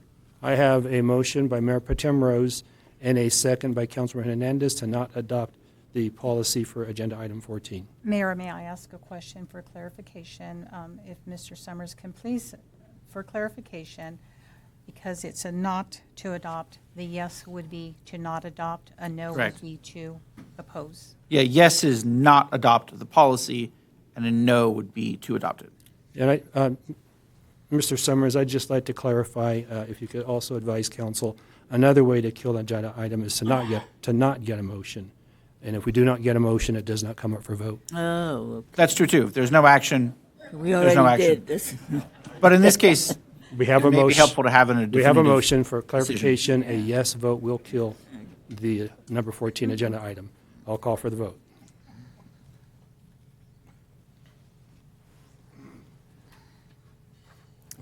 And the motion passes 4-1 to not adopt the policy as presented. And Mayor, if you'll permit one more word on this one. Yes. If anyone on the council, the community, on any committee is concerned that any city official has violating the state law minimums regarding funding, please bring that forward to the city manager, to the mayor, to myself, to a host of state and county regulatory agencies. If anyone believes that the laws that exist are being violated, please bring that forward. We can only investigate what we're aware of. Thank you. Thank you, Mr. Summers. With that, we'll move on to Agenda Item 15, Proposed Funding Agreement with San Bernardino County for Barstow Cemetery District. Recommended action is that the mayor and city council, number one, enter into a funding agreement with San Bernardino County to provide funding to the Barstow Cemetery District in the amount of $26,667 from the city as a 25% match to the county's 75% contribution of $80,000.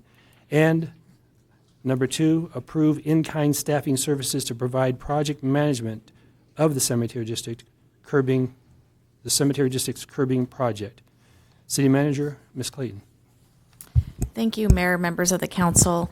I would like to just give a little background on this. I know there has been a lot of discussion about the condition of the cemetery district. There was a presentation recently.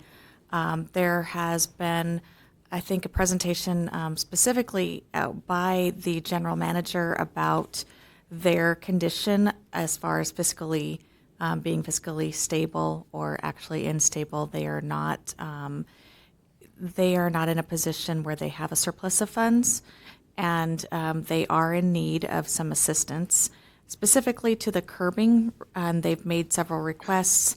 The local, our supervisor, Cook, is their jurisdiction, local jurisdiction within the county.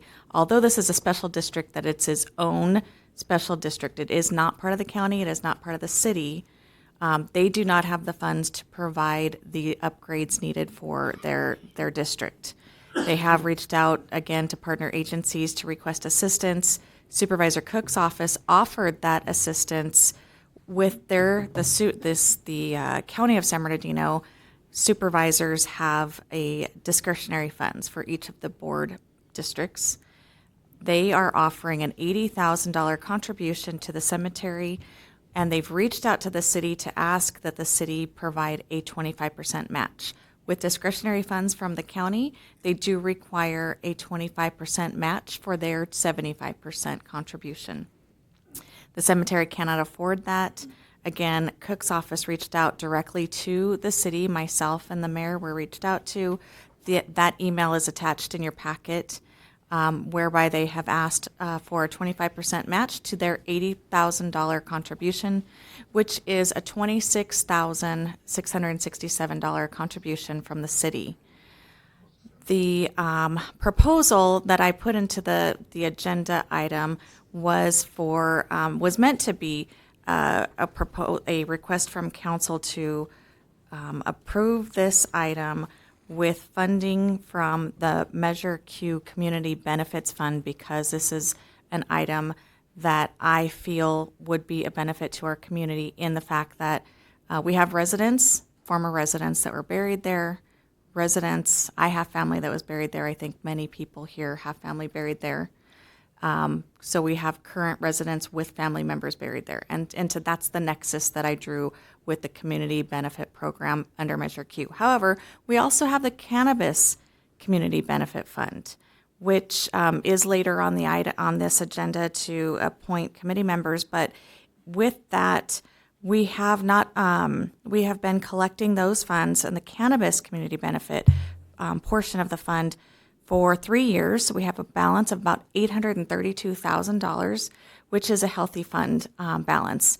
I didn't have that information previously. I knew we have a Measure Q healthy fund balance, but we can also use general fund.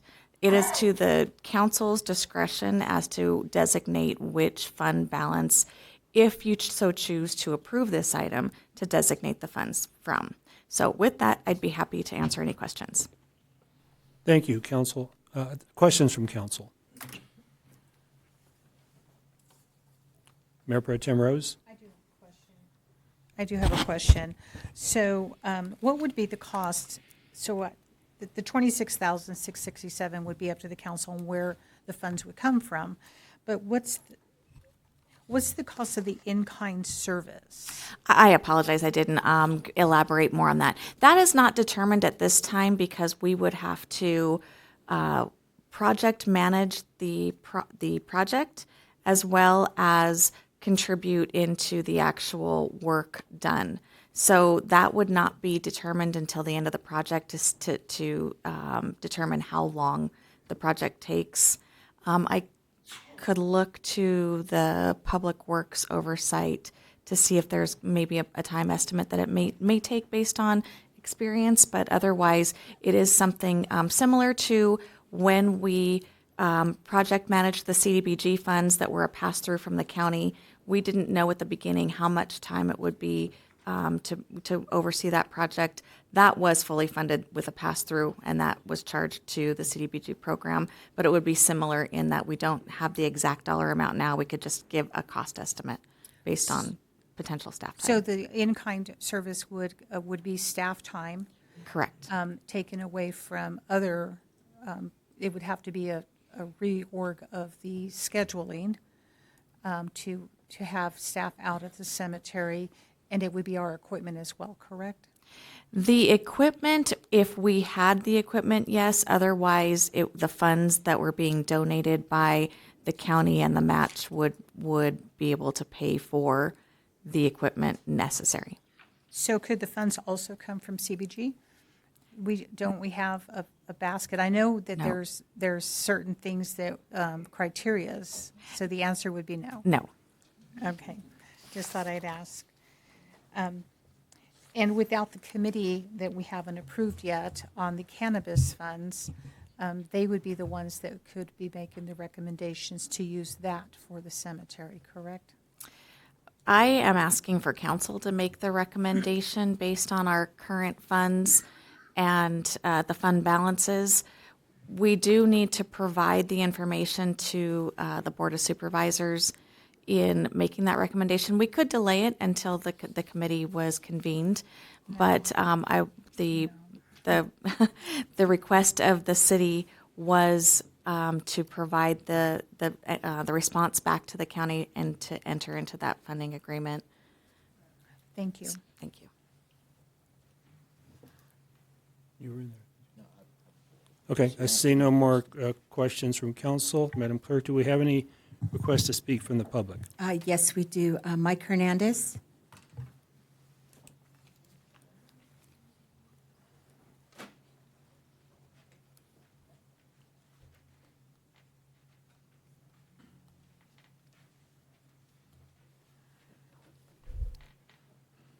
Welcome, Mr. Hernandez. Thank you, sir.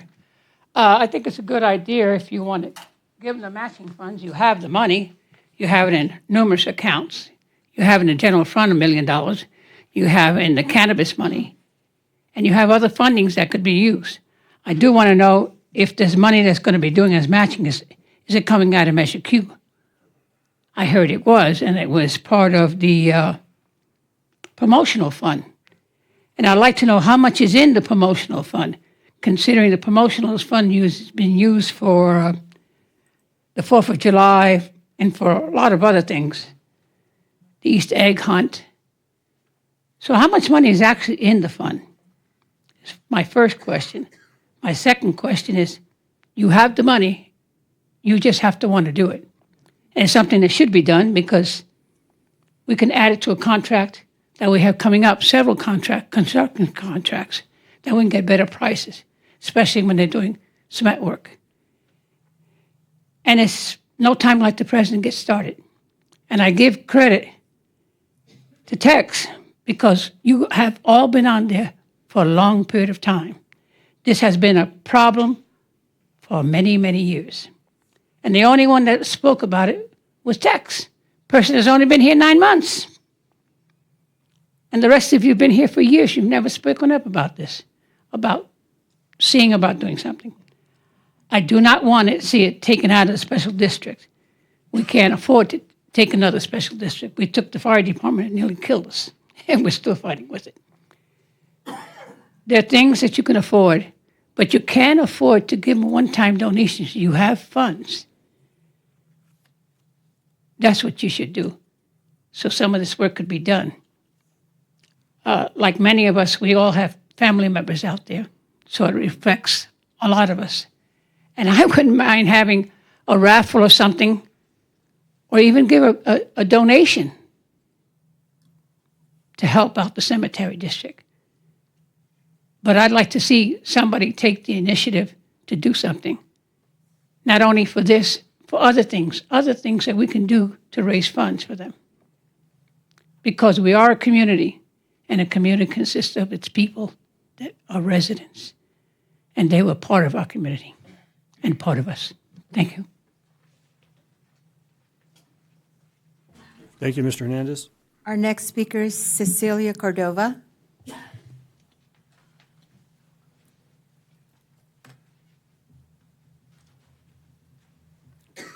Welcome, Ms. Cordova. Good evening.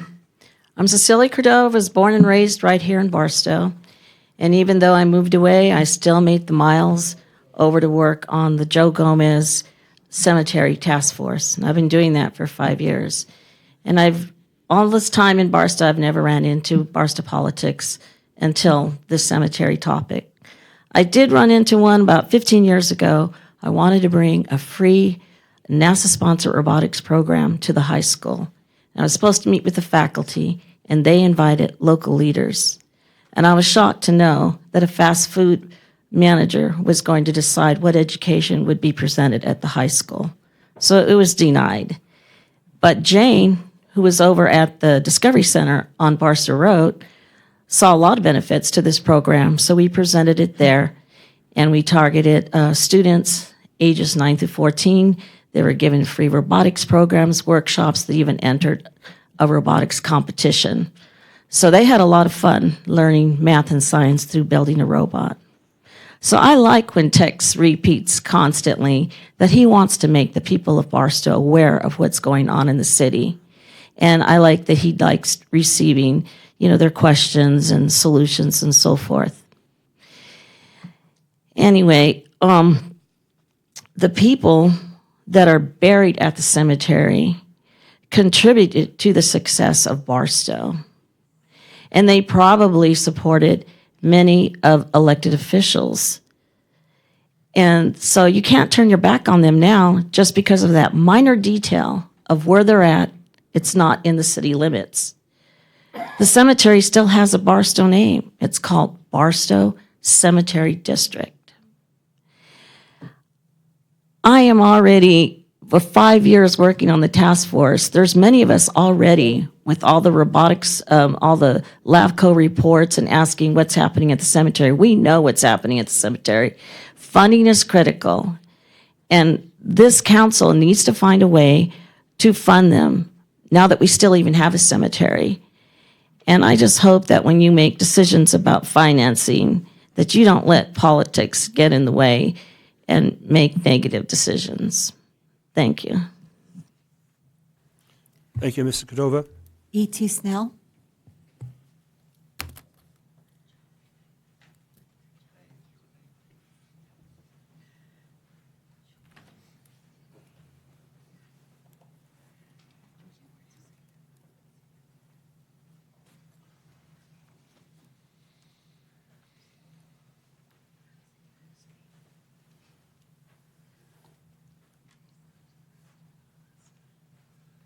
Welcome, Mr. Snell.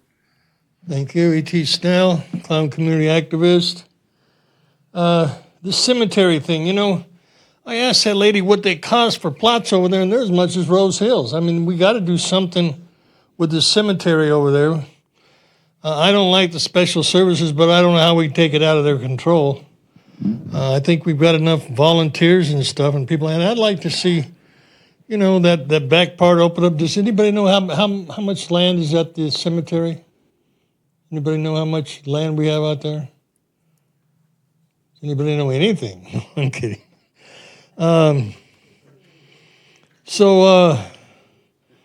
First, I think we need to know how much land we got out there, and then we need to find out a way to, I'd like to see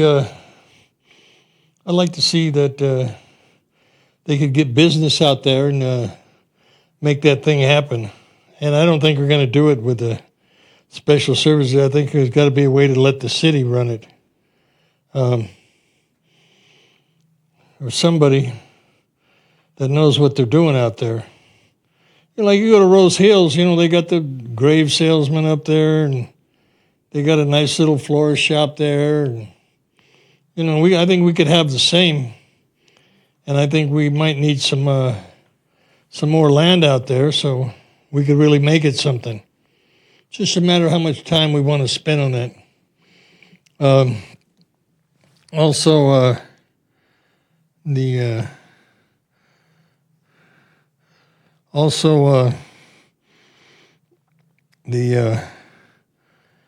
California is the nation's highest cost on living, nation's highest poverty rate, highest gasoline taxes, and nation's highest utilities. With that being said, so we need to, it's kind of important, and Mike mentioned yes on 50. I'm going to have to go with the no. There's $300 million we're spending on that, and I don't think it's, I think we need to leave it what it is and don't turn it into a legislative power grab. I don't think we can afford $300 million. And with that being said, thank you, Mr. Mayor, for allowing me the opportunity to rebut that. So it's no on 50. Keep it the way it is and stop the politicians' power grab. Thank you for your time. Thank you, Mr. Still. Our next speaker is Rosanna Oloheri.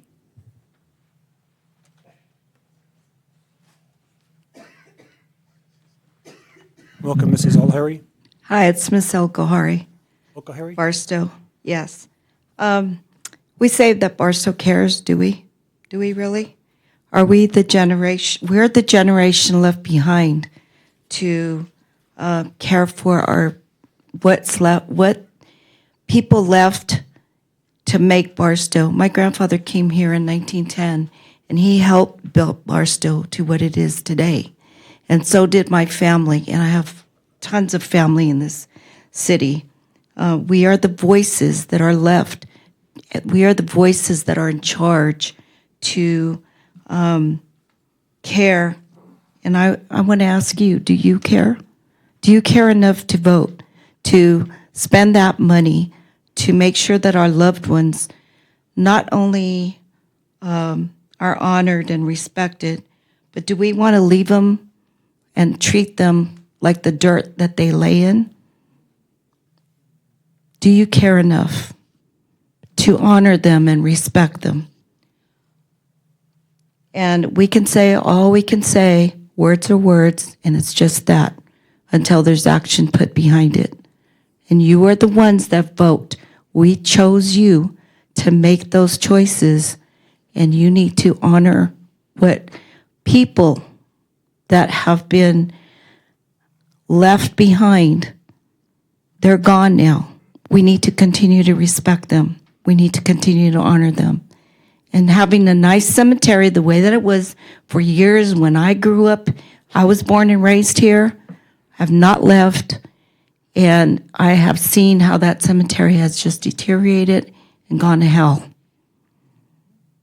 So we need to do something.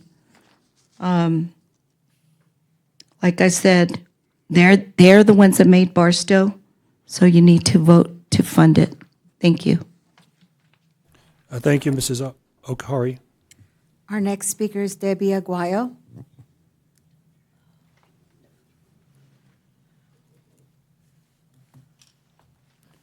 Welcome, Mrs. Aguayo. Thank you. Good evening, City Council and our community. I stand here today not just as a resident of Barstow, but as someone who carries deep love and respect for the community and for the generations who came before us. And I must say the lack of attention to the condition of our cemetery of the past decades is beyond disappointing. It is heartbreaking. It's unacceptable, as I've said before. 10 years and nothing was done. Not the county cared enough, not LAVCO cared enough. Nobody has cared enough to step in and to do something about it. As frustrating as it has become for the task force, things finally started to turn when I reached out to Tex Williams. He became our voice. As hard as they were scrambling up to get the word out to everybody and to have the community come over here and support, Tex's voice carried for us. He carried to you. He carried to Senator Ochoa Bug. He carried to Paul Cook. He carried to County Board of Supervisors. The task force had gone to all these people to no avail. So I thank you, Tex, for being that voice. Not only for our community, for our cemetery, for the people, because you truly care. You're out there every night checking these streets, doing things that I haven't seen anybody else do. And a lot of people have noticed that. And we wanted transparency. We wanted transparency with the cemetery board. We wanted transparency with everybody to tell us what we needed to do, what we needed help with. They knocked on doors, a task force, and I am a volunteer for the task force. I didn't get in there right away. Personal issues did not allow me to. But once I started, I thought, you know what, surely we can ask Tex. It won't hurt. I dropped him a text in the late evening, and he right away messaged me back in the late evening and said, I'll call you in the morning. And he did. And I have appreciated that call back because immediately within 2 weeks, we got an invite to sit at your table in the evening to discuss, and an invite to City Council that evening to discuss more. And ever since then, we had a continuation of this. I appreciate the fact that you all are listening now, but we still need a lot of work to do, and it's not just with curbing. We talked about last City Council meeting about, and I heard you say to our city manager to get the information to our attorney to see what he would do for a full takeover, what the costs would be, and we'll have a report. And Pro Tem Rose said, you know what, we'll do an Thank you. immediate. Thank you, Mrs. Guayo. Oh, God, that's quick. It Okay. is. Our next speaker is Charles Parker. First of all, I'd like Welcome, to Mr. praise and Parker. thank the Lord Jesus Christ. You know, you were giving awards earlier, okay, man? The one lady was talking about symbolism, okay? Right? Well, you know, that graveyard's a symbol of the city. You know what I'm saying? Okay, and what does that symbol show? What does that symbol say? That symbol says nobody in this room gives a crap. That's what that symbol says. Okay, none of us. None of us. All right? And I've done the research. Let me tell you, I talked to LAFCO. I saw the graveyard point their finger at LAFCO, and I saw LAFCO point their finger at the graveyard. The county point at the city, and the city point at the county. I saw it all, man. You could have had I was told that there was a pump being put in, or they had an estimate for a pump, a well. Madam Clerk, stop his clock, please. The public's not going to hear you if you don't stay in front of the mic. Okay, I want you to be yeah, heard. I understand. I understand. Okay, you know, it shows that we don't care. I called, everybody's pointing the finger at everybody else, okay? The numbers don't add up, man. Okay, and you want to dump more money into a hole, okay, without any oversight. You understand? Okay, and I suggest, you know, I wish this gets passed. I hope this gets passed. But I hope it gets passed with some oversight, man, because the money's been dumped down a hole, all right? I was told there was a well estimate done. I called the well company out in Newberry. They never did an estimate. You understand? Okay, now what was that? What is it? I can't remember the name of the landscaping company, but John Held owns the landscaping company, okay? And listen, man, that's who actually moved those headstones. I got pictures, man. I got photographic evidence, okay, man? I'm gaining national attention, okay? And we are the laughing stock of the nation. I'll tell you that right now. Barstow is the laughing stock of the nation. You're being an example under your children now, okay? Because these children are going to have to live this down. You understand? And their children after that. Okay, you got World War I veterans, World War II veterans, You got Vietnam veterans, POWs, man, from Guadalcanal. You got code talkers up there, man. You got, oh, heck, what's his name? Bill Pettit. Anybody remember Bill Pettit? Huh? William Pettit? Yeah, he was in this town. He was a sergeant of this police force, okay? He was a sergeant here, man. He's laying out there in the mud. Is that how you think you're police? You looking forward to laying in the mud, bro? No, I don't think so. Thank you very much, and you guys, God bless you, okay? And let's make the right decision here and get some oversight on it. Thank you, Mr. Parker. Our next speaker is P. Castillo.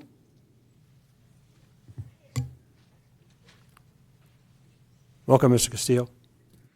Thank you, Mr. Mayor, and thank you, Council. Basically, I just want to go over some rudimentary planning that we need to do. Essentially, what we need to do is come up with a vision, have a mission, and we need to have planning, and we need to be able to execute. So let's take a look at a vision. Vision is that we could become a premier cemetery in the high desert if we do this right. And people would come back and they would start having the place, the cemetery, for their loved ones. Secondly, we need to have a plan. Because if we fail to plan, let's plan to fail. So we need to have a budget. We need to have a budget. And then on the execution, we need to have a project manager that's going to take care of this to make sure that it's all done properly. We are at a point where we need to really promote the cemetery. We need to brand the cemetery, and we need to have volunteers for this. I want to say that the potential of the cemetery is great, great. We have essentially 1,000 plots that are out there that can be used. If we were to take a look at just what's necessary per month, we know that the break even is $6,000. So, excuse me. Now we need to actually it's $30,000. So we need to have $30,000 to break even.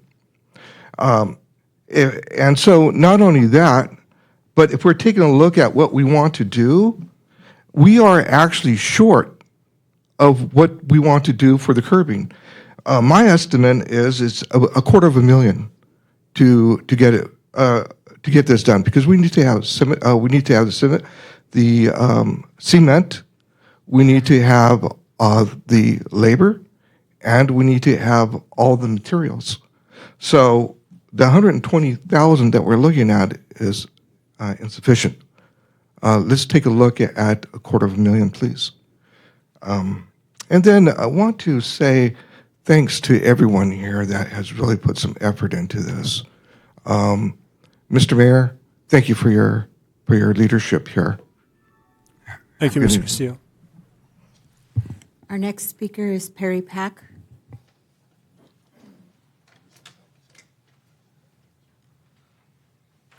Welcome, Mr. Pack.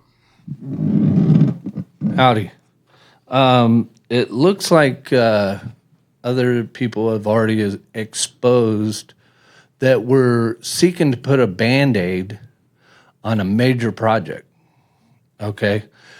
Like the gentleman said before, and like I said about the city, you have to build it. You have to have that vision. You have to have that mission statement. You have to have everything, all the nuts and bolts together to actually get it to work, okay? I'm a mechanic. I go out and work on trucks. We don't have all the right tools, the right fasteners, everything to put that truck together correctly. It doesn't run. Fellow base worker there, he understands that. there's many nuts and bolts that we're overlooking. And we need to come back to the council with a proposal that'll actually work. And essentially, this is a Band-Aid on a major project that will fail if we don't realize that it's just a Band-Aid, okay? Once we go into actually taking over this, and I propose that the city does take it over because I don't see anybody else stepping up to the plate, okay?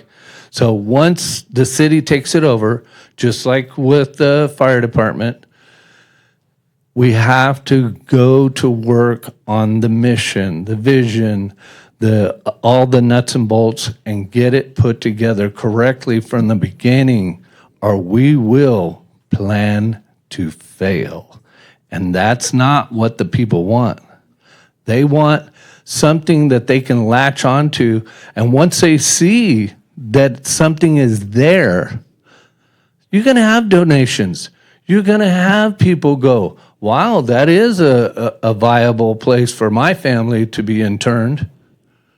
Is it right now for your family? I dare say not. Because like the gentleman said, would you want to be thrown out into that mud puddle? That's horrible. That's degrading. Like it's been said, we have veterans out there. We have veterans in the police force, most likely veterans of the fire department, veterans of city council. And the people actually have family out there. We got to do what's right and do it right. Thank you, Mr. Peck. Our next speaker is Ted Wiesma. Welcome, Mr. Wiesma. Thank you, Mr. Mayor. Get this a little closer. First of all, it's been made clear now for a month or so that our cemetery needs help. No question about it. Question is how can we help? And how can they get the help really needed to survive? This, of course, is only about doing some concrete work. It's not about dealing with all the other significant issues associated with the cemetery, and they are significant.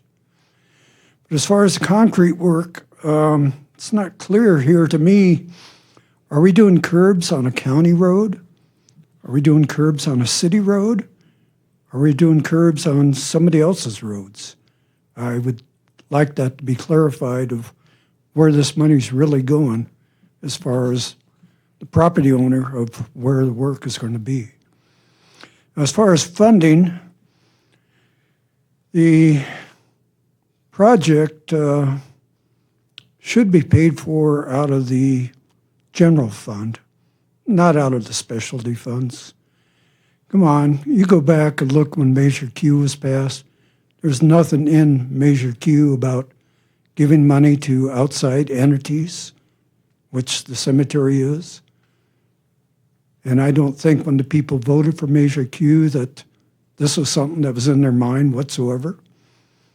Again, I support the need, but I don't think that's the appropriate source of the city's funding for it. As far as the projects in general, of course, like I said, it's needed. And there's so much more that is needed out there. I don't think the city should take over whatsoever. City can't maintain itself right now. It certainly can't add the amount of costs that are going to be associated with trying to bring this area up to what it needs to be. Their funding source and their management is already there.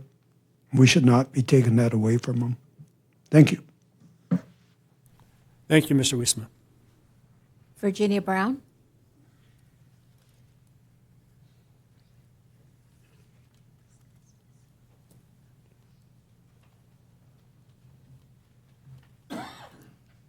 Welcome, Mrs. Brown. Thank you.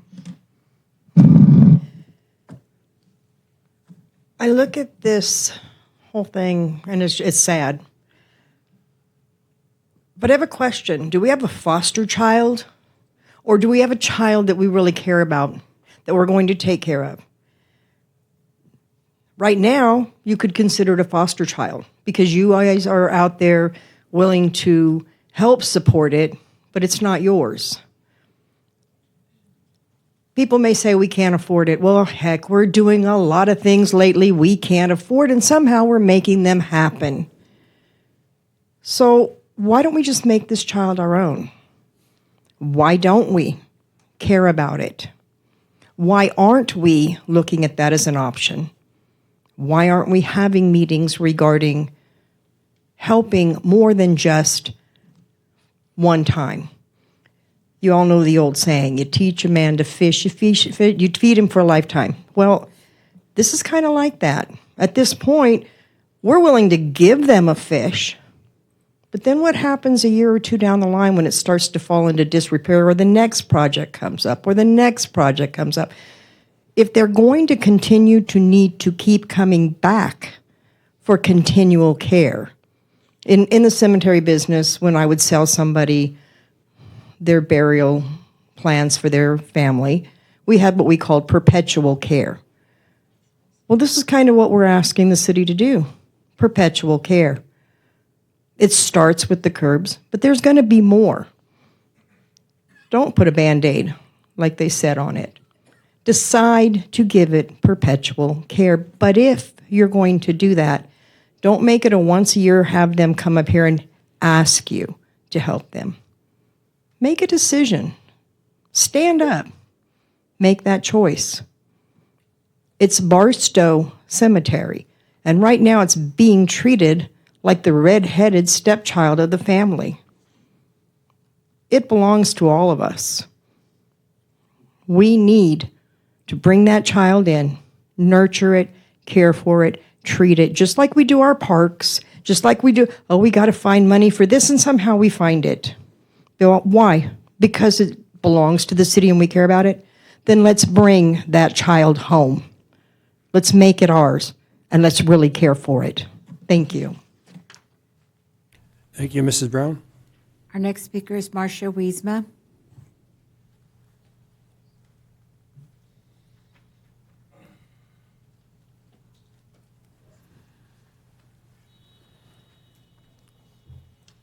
Welcome, Mrs. Wiesma.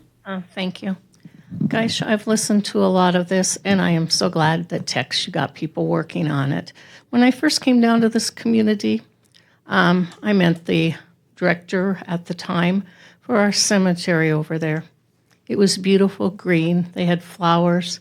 I believe it was Katie Eastless and her sister who came down, and they got Flyover, Barstow, and every kid in the school district planted daffodils. They were from downtown and all over the cemetery. They did fly over, and it was very nice. Later, the place has deteriorated, and the reasons are there: time, money, and everything. I question whether it is right to use the Measure Q or the City Community Fund, or i.e. cannabis. I think we should use our general fund. If this is a one-time only fund, I think we need to get behind it, and it was brought up before by one of our speakers. Use this time and whatever time we have to attach it to another project. The curbs are only up there to make it so you could drive between stations and stuff, and it looks quite nice. I've looked at the plans that they were going to develop it with desert landscaping. It's probably a good idea. It is hot as hell in here most of the summer. And the funding about the water well, that goes way back to when most of you were young teenagers. They kept drilling and drilling and drilling. Now to drill down farther, they're going to go through a lot of shale just to get to the water. And some of the water is, and our research said that it was tied into Santa Fe. They're not going to give us the water. So I think that planning ahead, and keep on going would be best. So you need to look at it. Is this a one-time contribution for just the curbing, or or is it for the lifetime? And I know most of you have family out there. It's needs to be something different. I really hated to go out this year and the year before to watch the laying of the wreaths and the children, and it was just dirt and wind. But in the olden days, that's all they had was dirt and wind. They buried their people with a wagon, dug a hole, wrapped them in a blanket, threw them in, said their prayers. They drove over it 100 times with every wagon moving out.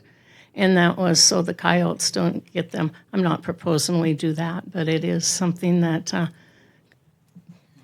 did happen. We hope not to go back to that far, but I hope something can be done. I trust you'll vote right, and I'm sure the community will get behind us if it's done correctly. Thank you.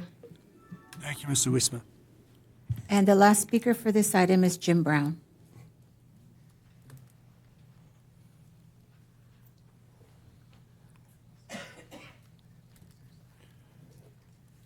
Welcome, Mr. Brown. Mayor, council, I'm for the project, but I would like for y'all to take it over,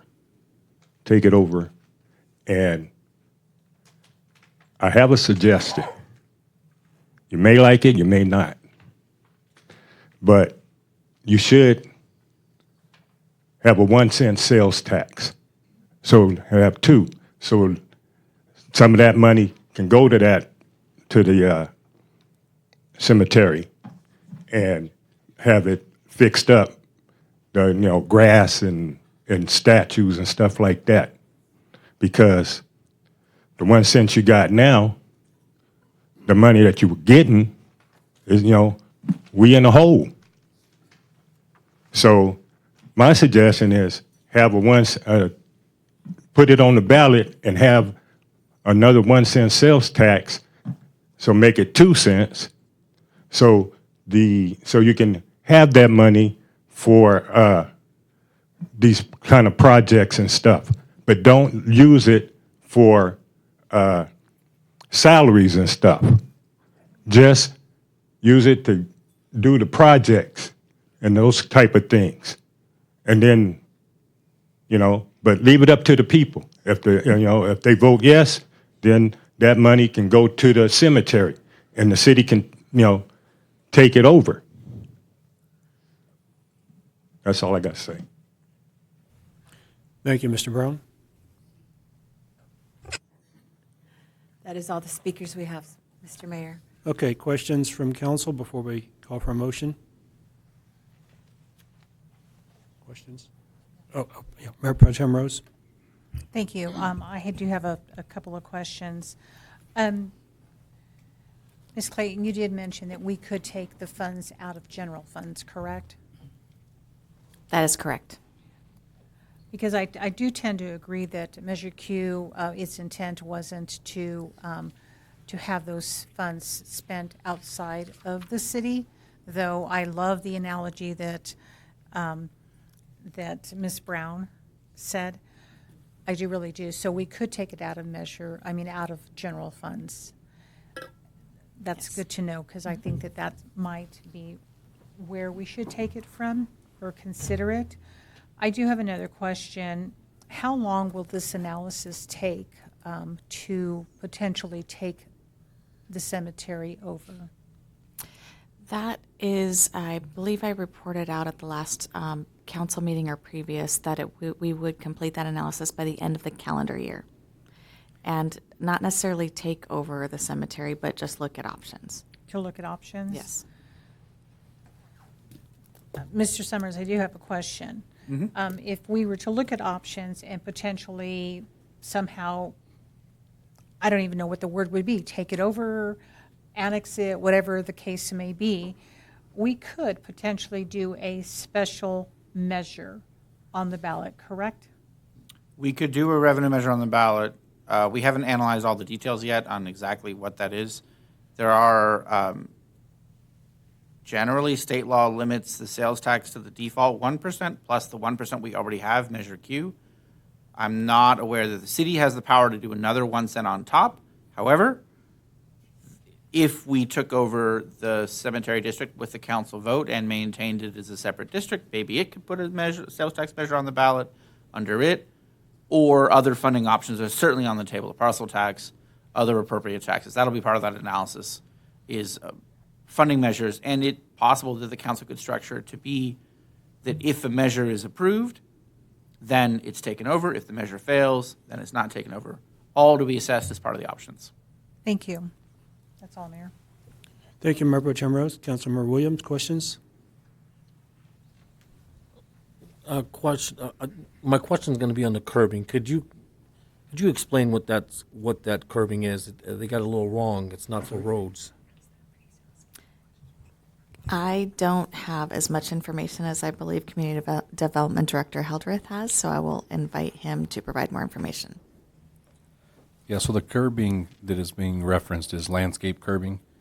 The landscape curbing will go in place, and then they would put the fines, which are all the piles of, you can call it DG, people call it DG, or fines. That's what will get placed down out inside of the curbing. All this item is talking about doing the curbing first, which is what the general manager out there was referencing whenever she brought up that they need the curbing done before they can place the fines, and then that holds it in together. Is there other options that you know about that may be coming that way to the cemetery for funding? I do know that they've received other funding donations. Most recently, I understand they received a $10,000 donation, and they have a second one either underway that is that are from local organizations. And there's one also maybe coming in the future from outside of our city. Correct. That might be pretty big. Correct. Okay. Mayor, did you get the funding for the grant?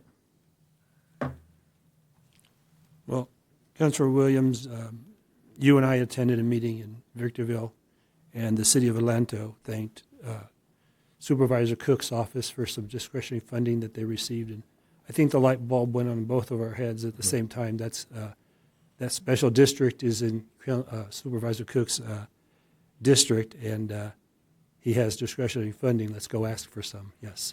And I did we have a meeting out at the cemetery with the senator and including Paul Cook's representatives for the cemetery out there? Yes, we did. It was discussed there also. All right, thank you. Thank you, Councilor Williams. Councilor Noble. Yes, thank you. Thank you, Mayor. Just a couple of questions. There was a lot of questioning about oversight of this project. Where would that come from, and who would be the oversight of this project? I would like to invite Community Development Director Hildreth to provide that information. The oversight would come from the Community Development Department. Specifically, would be engineering, the engineering department. This is the same group that did the restrooms out there at the cemetery with the CDBG project. So we would run it in-house. We used Merrill Johnson to do some of that project, and then some of the inspections and things were done through the building department. So the short story is that it would be done through the Community Development Department. We would oversee the bidding process, securing the funding from the county supervisor's office. It would come to the city, and we would pay the contractor or vendor to do the curbing. All right, thank you. My other question, the 25% match of the 80%, I believe, for the county, is there a reason why just 25%? That is the County Board of Supervisors policy. I've gone through many of those funding agreements with the County Board of Supervisors, and they always request that 25% match. So they would provide, in this instance, $80,000, and the 25% offset would be $26,000 from the city. But we can increase that. We don't have to go with the 25. We can go up to 30, maybe 40, 50. Absolutely. Or match 80.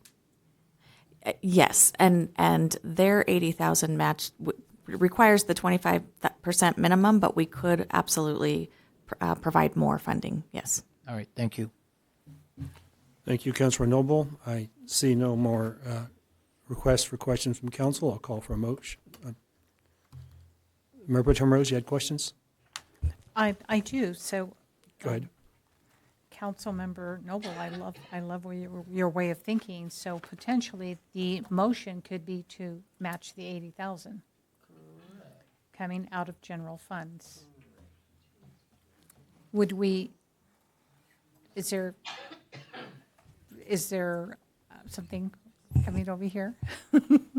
My only comment would be is that if we were to say yes to the item, we would still come back to council for the award of a bid. And if we didn't have enough funding, we would ask council to supplement that to get the curbing job done.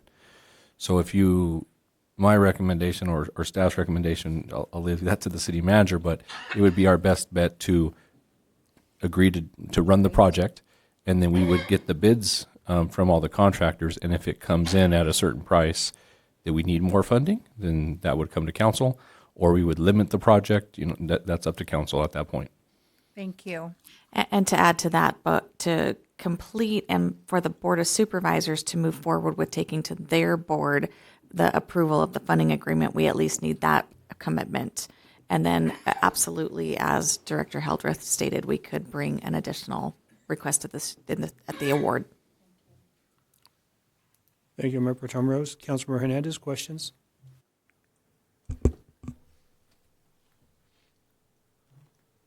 I believe that discretionary funds is limited. Isn't that my understanding? Because I would like to know how the 80,000, that amount came up. They do have a limitation on what their availability is, a total amount, and then broken up by board districts. So I'm not sure at how they exactly derived that amount, but it's within their funding availability. Okay. No, when the question was brought up of us asking more and giving more, I know it's not that simple. So that's why I wanted an explanation of that. So I appreciate our community person saying yes. We have been offered something. If we don't accept or we say, oh, we come back, we put ourselves at risk of losing that funding. And I believe we need to strike when the iron is hot, and we've done that. I think we have looked at other possibilities, and I see that. And I also, the question is not as easy as taking things over. The cost. There's a cost with LAFCO, isn't there? Yes, that is a lengthy process, and there is a cost associated with that. Right. So sometimes we make things appear to be simple, and it's not quite as simple as it looks. So I don't like to give the public an impression of misinformation. So thank you for the clarification. Okay, I see no more requests for questions from council. I'll call for a motion. Okay, Mayor, questions? No, I'd like to motion. Okay, you don't have to bring in a motion. I'd like to motion to accept as presented, other than bring it out of general fund. General fund. Okay, I have a motion by Mayor Pro Tem Rose and a second by Councilmember Hernandez. I'm going to go to discussion, so don't bring the vote screen up yet, please. To approve, but to fund it from general fund. Discussion from council, please. I can't see the screen.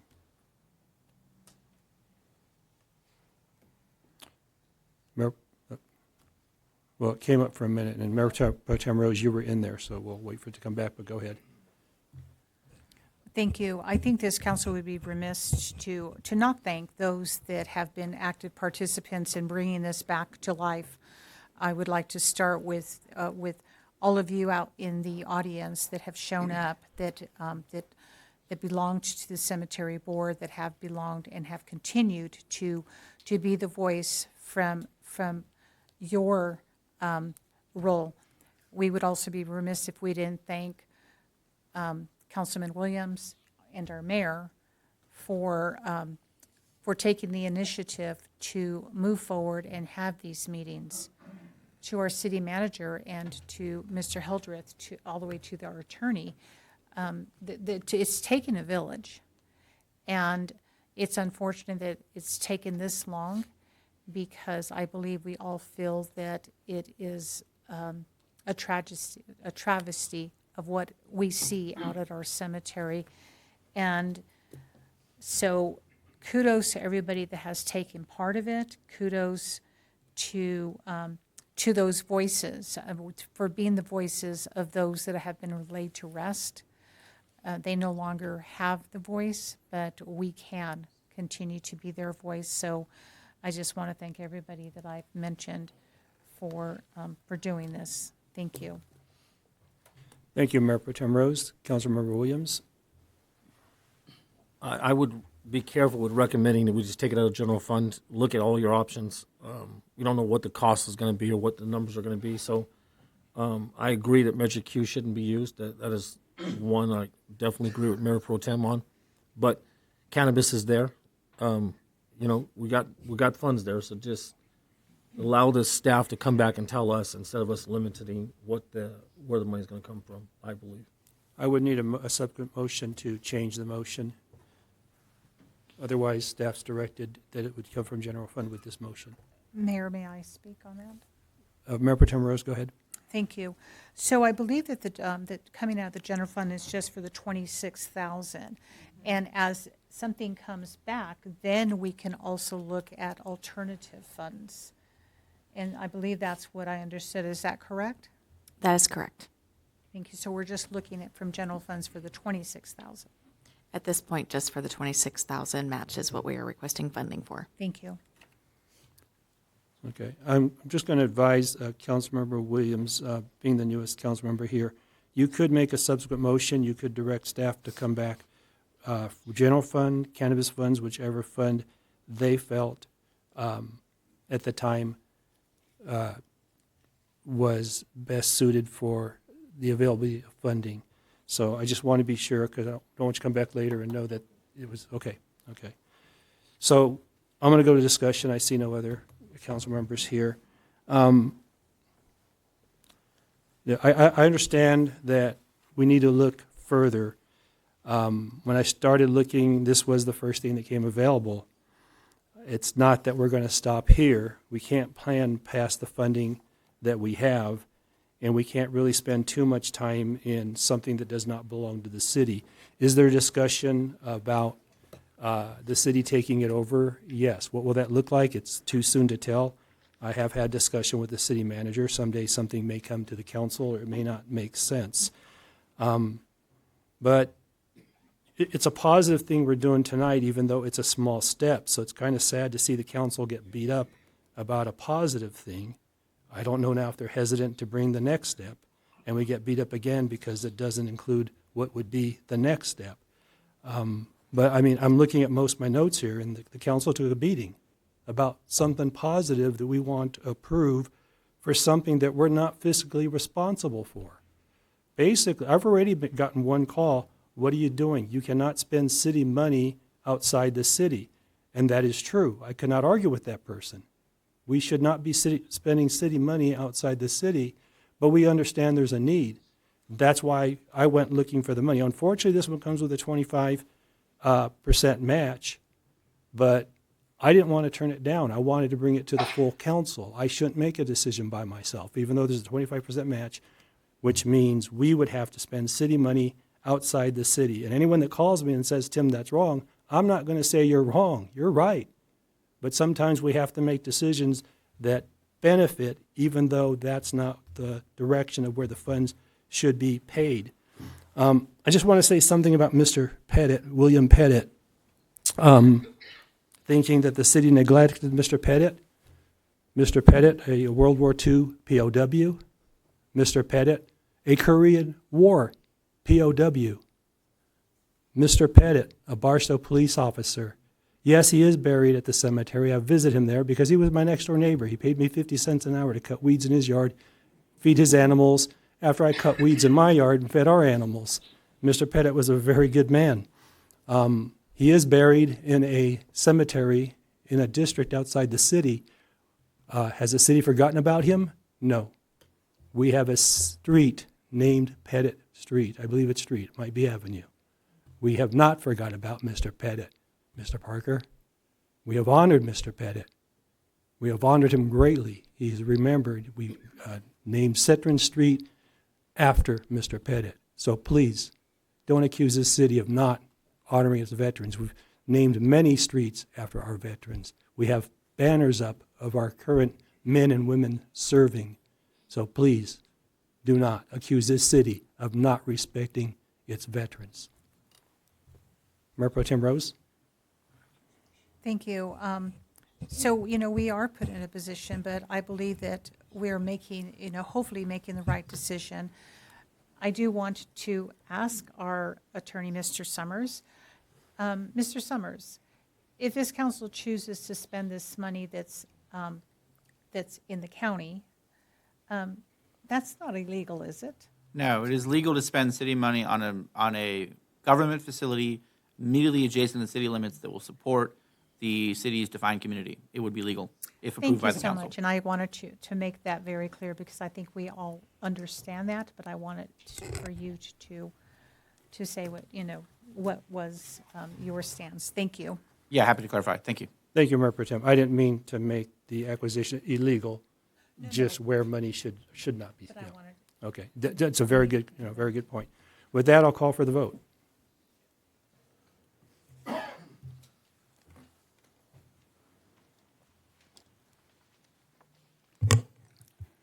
And the motion passes to enter a funding agreement with the San Bernardino County to provide funding from the general fund to the Barstow Cemetery District in the amount of $26,667 from the city as a 25% match to the county's 75% contribution of $80,000, and to approve in-kind staffing services to provide project management to the Cemetery District curbing project. Thank you, Madam Clerk. With that, we'll move on to item 16.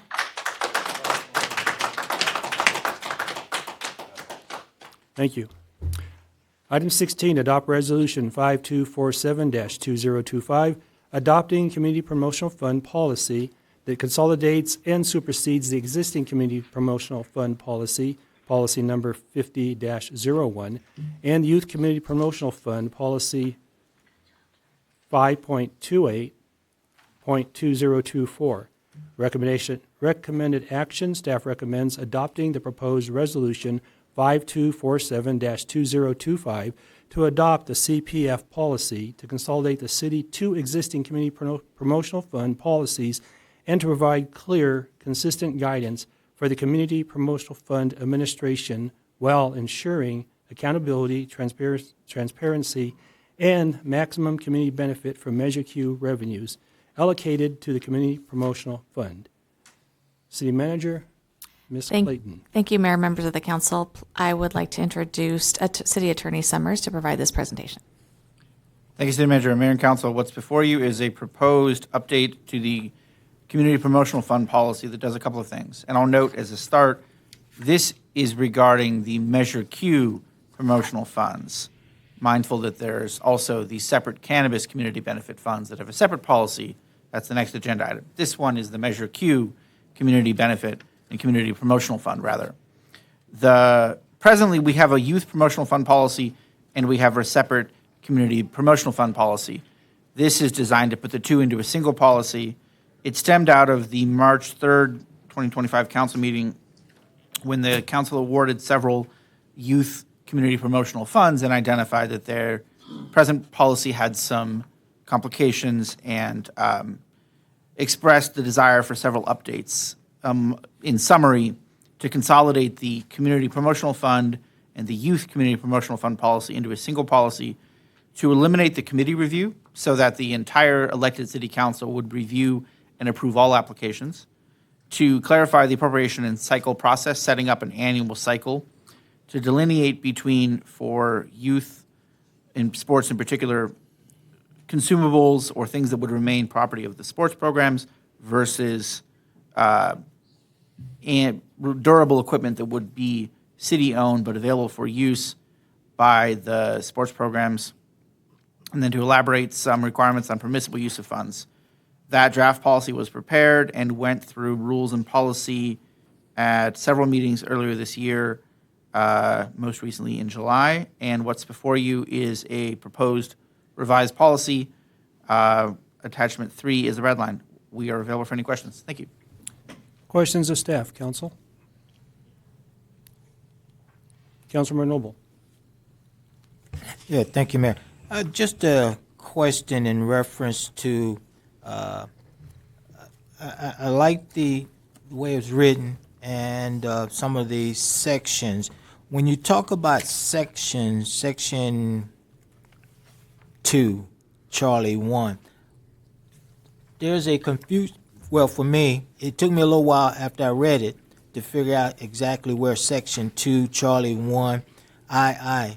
So is there a possibility that we can put these item 1 in section 1 or 2 so that when someone is reading this, you can go to section 1, Charlie, and know exactly where to go? Because if you don't understand how is broken down, you're just going from 1, 2, 3, 4, but there's no section, Charlie, unless you figure out, okay, you got to go back here to 1 and 2, and then, okay, section Charlie is promotional fund grant allocation timeline. But whereas 1 and I, well, you got to go back and figure out what that is. So if we can kind of break them down into sections so that when someone is looking at, they know exactly where the sections are. Yeah, we can absolutely do that. And one solution to the numbering component, one an index, but also we can shift it to numbering all of them by number so that you could follow 1.1, 1.2, 1.2.1, et cetera. We can revise that, absolutely. Yes, thank you. And that was my only question, but other than that, I like some of the changes that were made and okay with it. All right. Thank you, Councilmember Noble. Councilmember Hernandez. My question is, why was the Barstow Unified School District and schools located within Barstow as eligible recipients? Because that wasn't in there before. The rules and policy conversation had wanted to be able to provide support to the youth sports at the Barstow Unified School District schools. And I'll invite the city manager to add a little more and answer. I do recall part of that conversation. One thing that I wasn't clear on, and I was going to ask for staff to help recall those conversations, is that if there was a youth organization that did have that it was part of a school, or if there was a parent, what seems to be the parent agency should be the primary responsibility, and we would be maybe a secondary. That was how I recalled it. I know we went through so many iterations of this policy. I think that may have just been left out by mistake. And the reason I'm asking that question, because we had an application and we had questions about that, and especially when the high school has a booster program, and I know that they are allocated funds for sports. So someone asked me that question, so I said, I don't understand because we didn't have it before. So that's why I'm asking under what circumstances. I would like an example. Well, so I understood that if there was a sports team that was part of the school, right, that the school would be the organization that would be the primary responsible party. but let's say they needed an extra support. Correct. Right, the football team or As a whatever, they only had secondary. funding that we would supplement that. Is that my understanding of how this is? That is my understanding, yes. Okay. And your understanding is correct. And that's what I wanted In that- clarification. Thank you. Okay, seeing no more questions from council, do we have any requests to speak from public? Yes, we do. Mike Hernandez.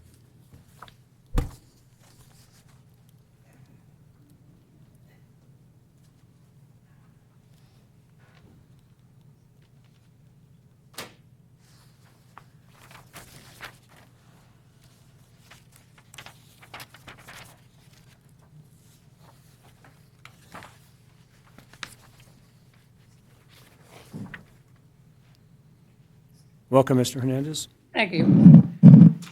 My question is, how much will each one get? And if you merge it together, who gets what? Does one get 80% and the other one gets 20, or the first one to take it could take it all? If we have a fund for, like I know the promotional fund is being used for the 4th of July, for the Easter egg hunt, and for other things. Do they have a budget for that? And is there another budget for the youth activity? There was before, I think it was 80,000 or 100,000.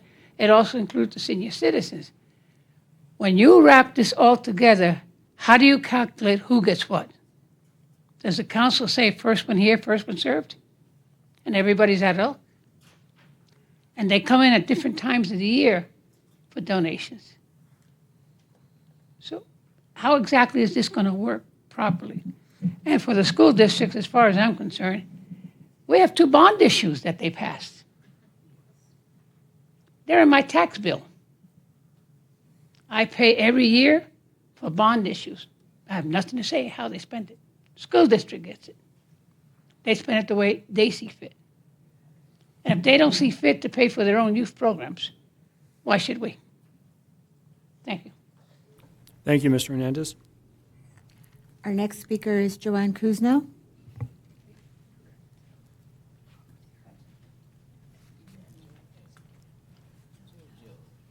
I got to say, Ms. Kuzno. Welcome, Mrs. Kuzno. Thank you very much. Good evening, Honorable Mayor and City Council members. I am here to speak on our number 16 on behalf of our nonprofit agencies. And I need to compliment you for trying to bring it all together into one document and clarify the different funding and how it's supposed to be expressed out. So first of all, I would like to go to attachment 3, page 3, and that's the Community Promotional Fund and how the awards were given. In years back,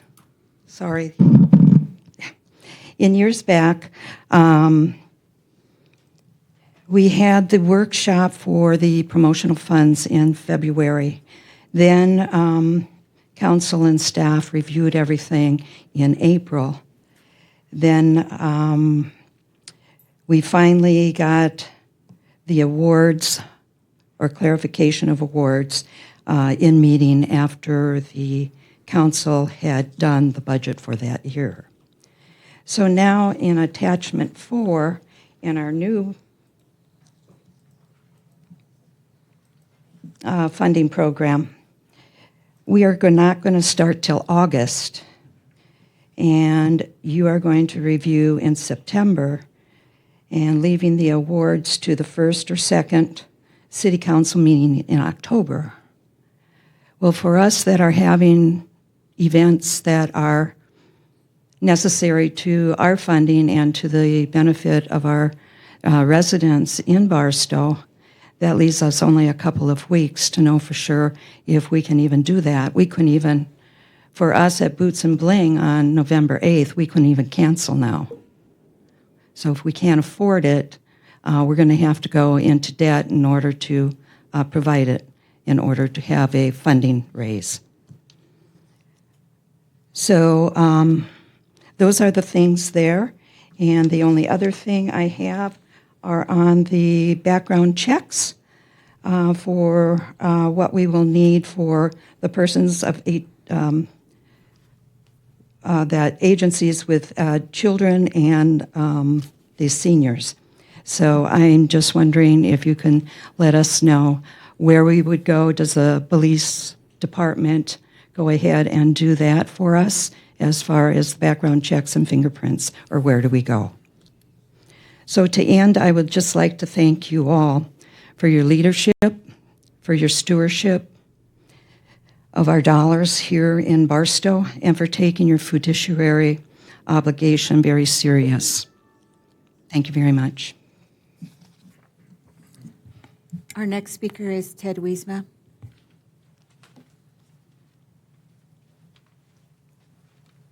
Welcome, Mr. Wiesma. Thank you, Mr. Mayor. I have here a copy of the agenda that's passed out to the general public here in front. Doesn't have all these specialty additions on that would help people to understand this. I would like you to read out loud the purpose and need for this change that combines the two, so that the public, when they watch Channel 6, know why you are doing this. My other point on this is I'm concerned about the funding and how it's going to happen. Under Measure Q, youth gets funding. Under your separate item here, youth gets funding. You're going to combine those. Where's that money going to come from? Probably means you're going to subtract it from the other entities in Measure Q that are supposed to get funding. And I think that's highly inappropriate. Make sure you don't stab somebody else in the back just to do this. Thank you. Thank you, Mr. Wiesma. And the last speaker for this item is Marcia Wiesma.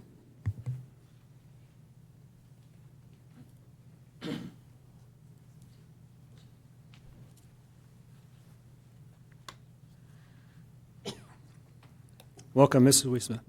Thank you. I was looking at this also. The general public, it's their first or second time, they're going to get the general agenda, no background. It is available if you get on the website and you can bring up your agenda and clickety-clack on the right one. You can read it or you can print it. But again, it's not here for someone to come and experience the council meeting for the first time. I think you can look over. We could look over it, but we should not, because this is a council that is to be working for the public. So I think next time we should have a few copies, whether it be the council people that do it or you put it off on your city clerks. Now, I have some questions about combining them also. They had trouble when they first had Measure Q going, and the people were to sit for 2 years. And that whole time I did the research, seniors were given the middle finger, basically. They were given nothing at the senior center. They were deciding that all the money should come to the senior center. Although it did not, it was for all seniors in the community. I think they've got their heads wrapped around it correctly now, that it belongs to all seniors. Again, I think you might have to make this a little clearer with the language and make it just right on spot for the average public.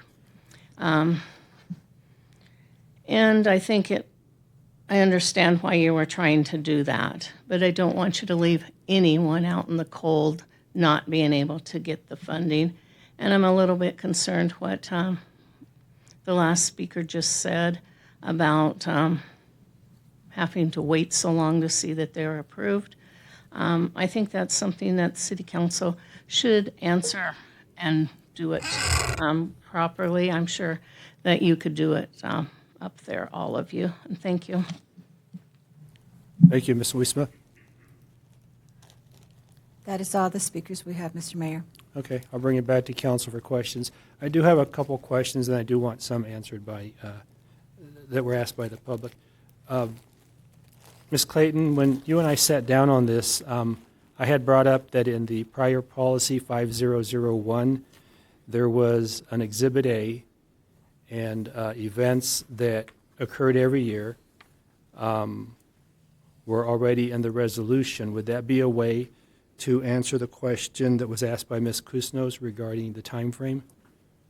Yes, absolutely. And that is something that I spoke with staff, and we all agree that in evaluating, per our conversation, a few of those Exhibit A, I believe it was page 305.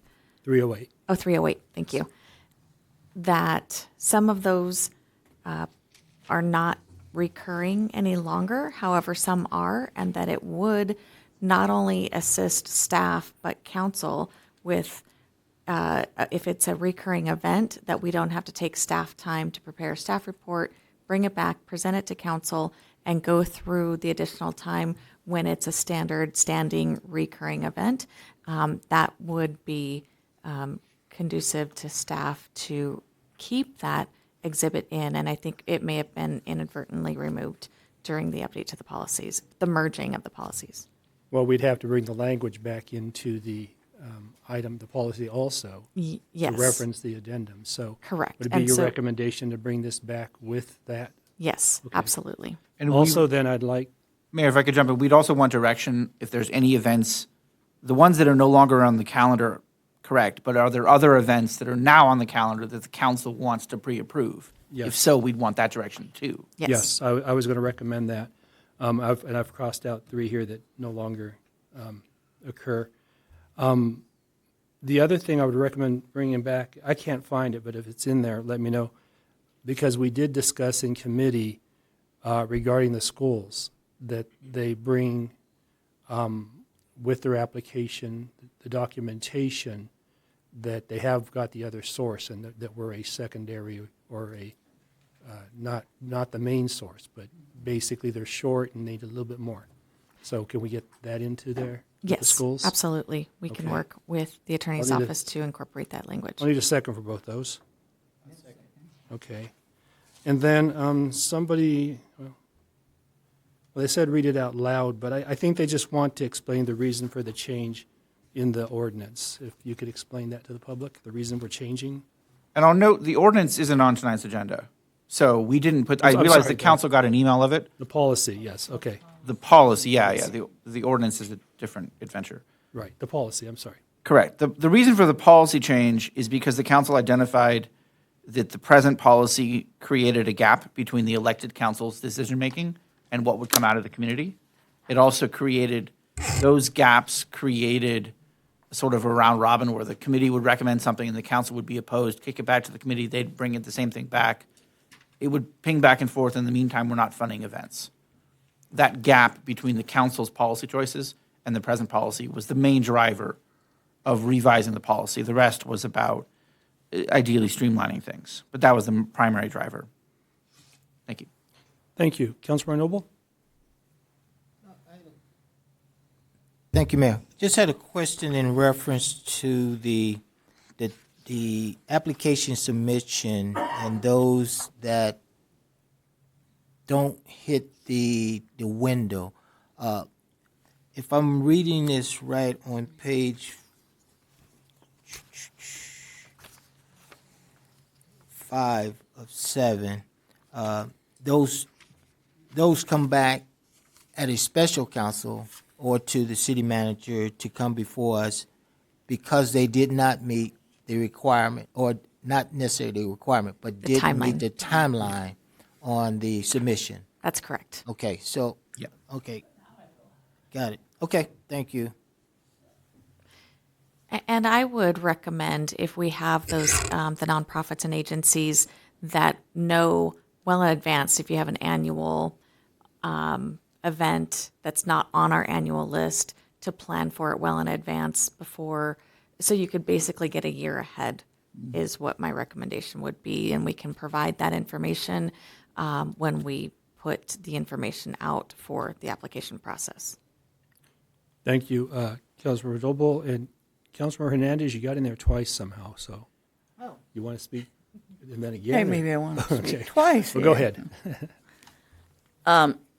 The clarification of what we have as to who was eligible, that's also going to be updated in regards to 501(3)s and.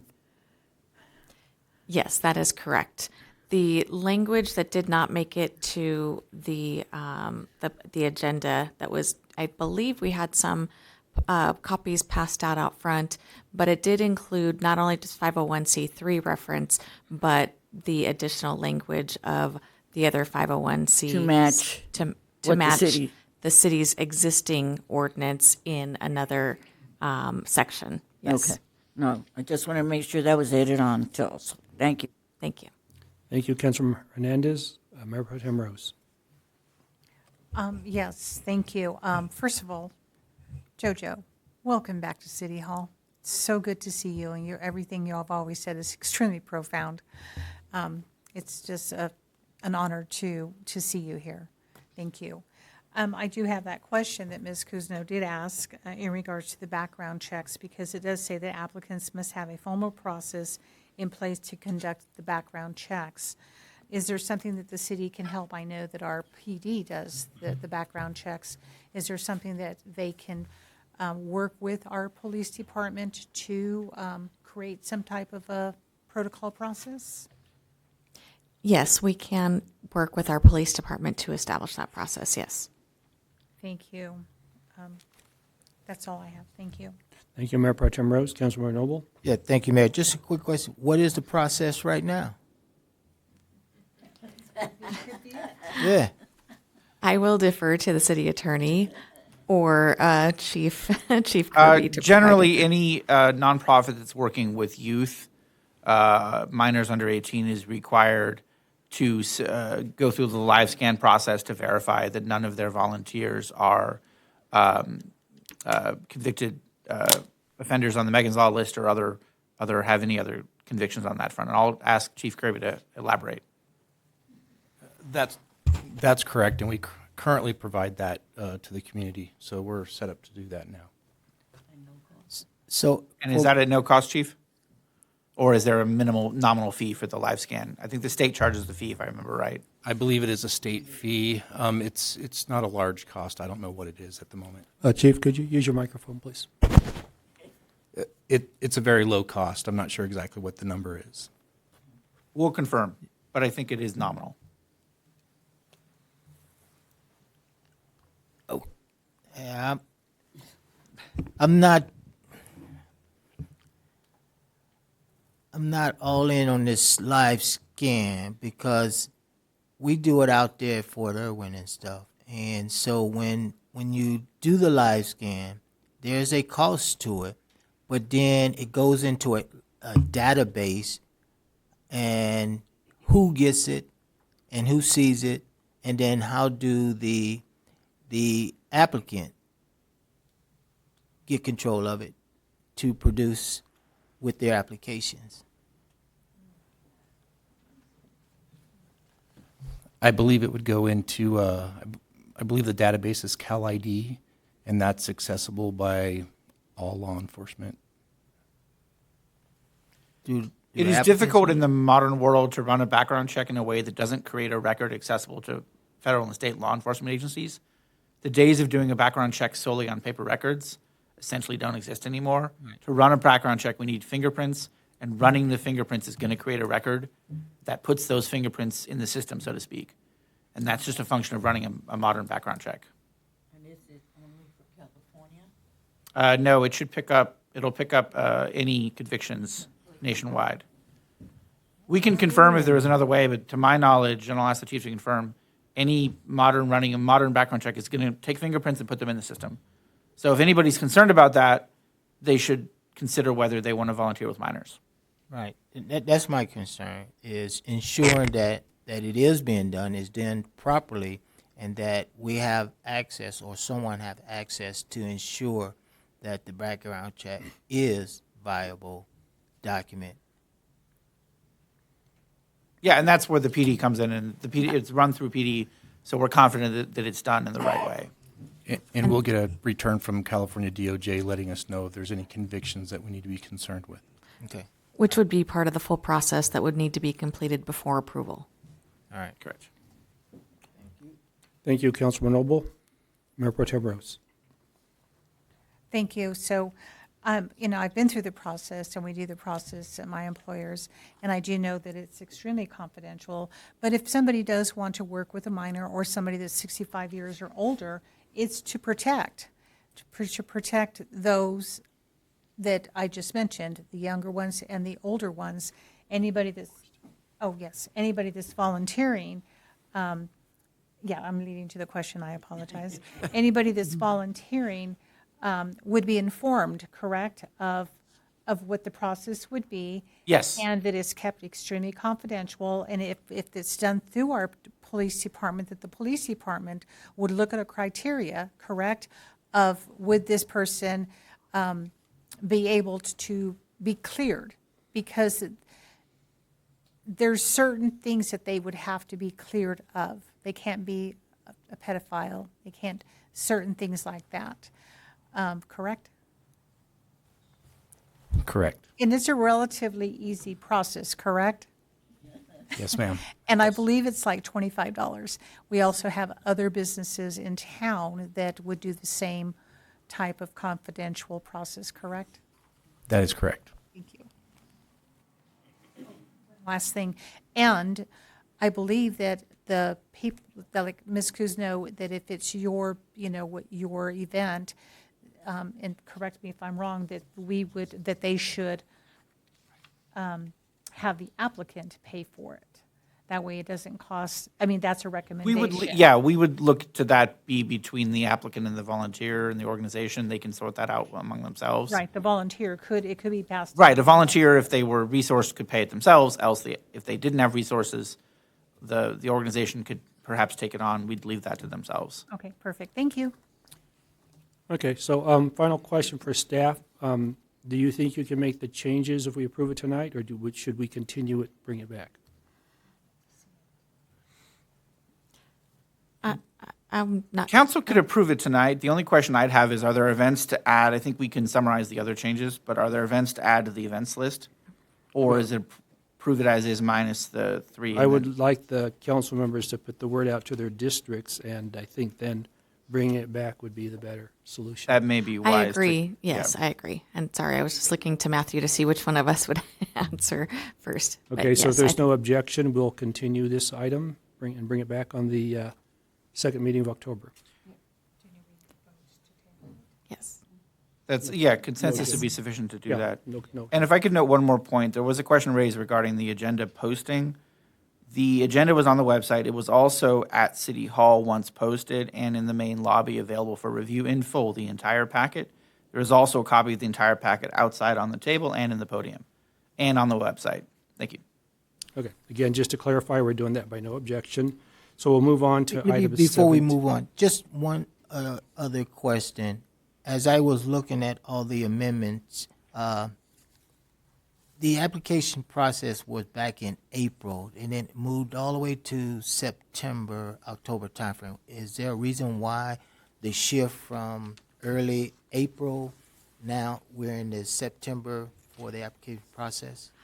My understanding, I didn't attend the earlier rules and policy meetings where it was initially reviewed, but my understanding is based on the budget process, so that we had the budget adoption prior to starting the application process. If I could add to that, the idea was so that the council could set the magnitude. And to answer the question that some of the members in the community posed, how much? That's not in this policy because that's an annual budget choice. Once the council sets how much, then all the agencies and community organizations that would be applying for money would know how much there is and thus apply. We could advance the process earlier if the council so desires, but the challenge then becomes we don't know how much. We wouldn't know until the budget's approved how much there is for that year. But as noted also, there is a pathway for off-cycle applications, especially if an event comes up or if a need arises. There's a pathway for council approval of off-cycle applications. And once this process gets going, folks can get ahead of it. Apply now for the year ahead. Thank you. Thank you. Mayor Pro Tem Rose? Thank you. So the fiscal year starts July 1, correct? Correct. So could it potentially just be backed up to, even that early or end of July? Yeah, right now we have applications are due second Thursday in August, we could kick that up. You know, applications due second Thursday in July and kick them up the other months from there. Yeah, we can revise that in the version that comes back. Thank you. Thank you, Mayor Pro Tem Rose. Councilmember Hernandez? I read it and it said there's a limit. There's $1,000 and then there's another one that's 3,000. Per application, not the Right. total. No, but I'm saying per application. That was a question that was asked. Oh, yeah, that limit's there, and there's also an ability for the council to override it. Right, to override in that. So I think it is better that we take it out so that the public is more familiar with the process and not rush. Okay, seeing no more requests to speak, we'll move on to item 17, appointment of Community Benefits Committee members. The staff's recommended action. Based upon the recommendation of the city manager, the city council appoints the following individuals to the Community Benefits Committee. 1, cannabis business owner to the Community Benefits Committee, and 2, 1 city residents to the Community Benefits Committee. And City Manager, Mrs. Clayton. Thank you, Mayor, members of the council. As indicated in the policy, and part of the recommended action is upon city manager recommendation to appoint 1 cannabis business owner and 1 resident of the community.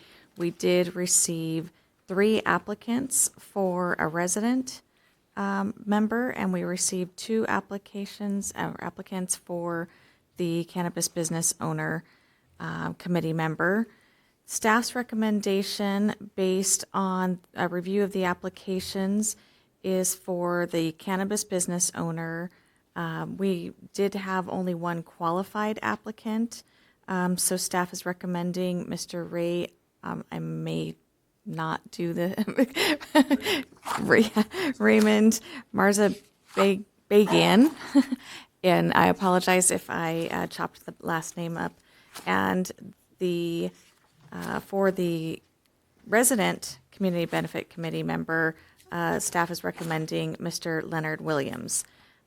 Those are city manager recommendations to the council. However, the council appointments are based on your decision. So with that, I'm happy to answer any questions. Thank you. Questions from council? Mayor Pro Tem Rose. Thank you. First of all, I'd like to know how we missed on the application something that it's kind of alarming that we wouldn't pay attention to the detail, because question on number 4 on the application, do you know of any reason such as a potential conflict of interest which would adversely affect your abilities to serve on the street committee? That's what is on this application for this fund, for this committee. And to me, that should never have come to us. And the applicants really are answering on a street committee, so they may be confused. So I think that the process is flawed. They were asking about the street committee, yet applying for this committee. Also, I personally would like to recommend Ms. Marsha Wiesma. She shows up every day, every meeting. She's extremely knowledgeable. She has proven herself to be on the Measure Q committee, and she has never ever made a statement as one of the ones that you are asking to approve that she would never spend these funds on youth. That statement has been made by the applicant that you are recommending. Ms. Wiesma has shown nothing but support of trying to help our community.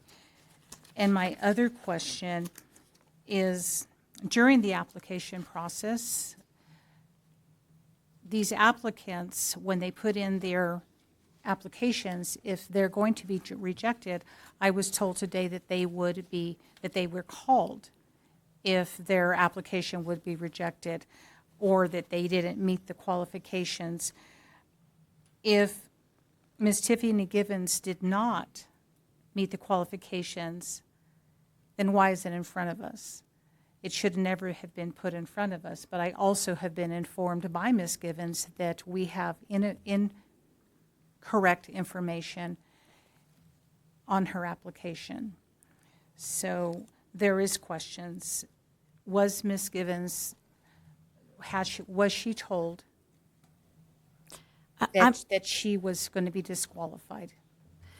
I'm not certain who told you that a call would be made, so I'd have to ask what. I believe that our conversation said that you were going to ask to see if they had been contacted, I- that they that- would be disqualified. That I was going to ask as a follow-up with staff what the process, but I didn't communicate that a call would be made to the applicant. I was going to follow up with asking staff what was followed. As far as the applications go, as they appear, it looked like the applicants were qualified. However, as in reviewing the backup documentation that the city has, that's when the determination was made that the one applicant was not qualified.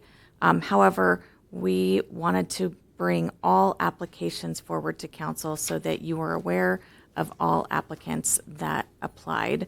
I did notify you by email of the disqualification previously before so that I could answer any questions. And you asked a question about the application having incorrect information.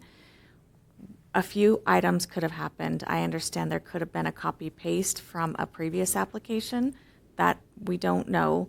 And the incorrect application could have been taken by the applicant and inadvertently, submitted the streets, that application that referenced the streets committee. I don't have that information. I would have to research that with the applicant themselves and return that information to council. I just, because I'm aware that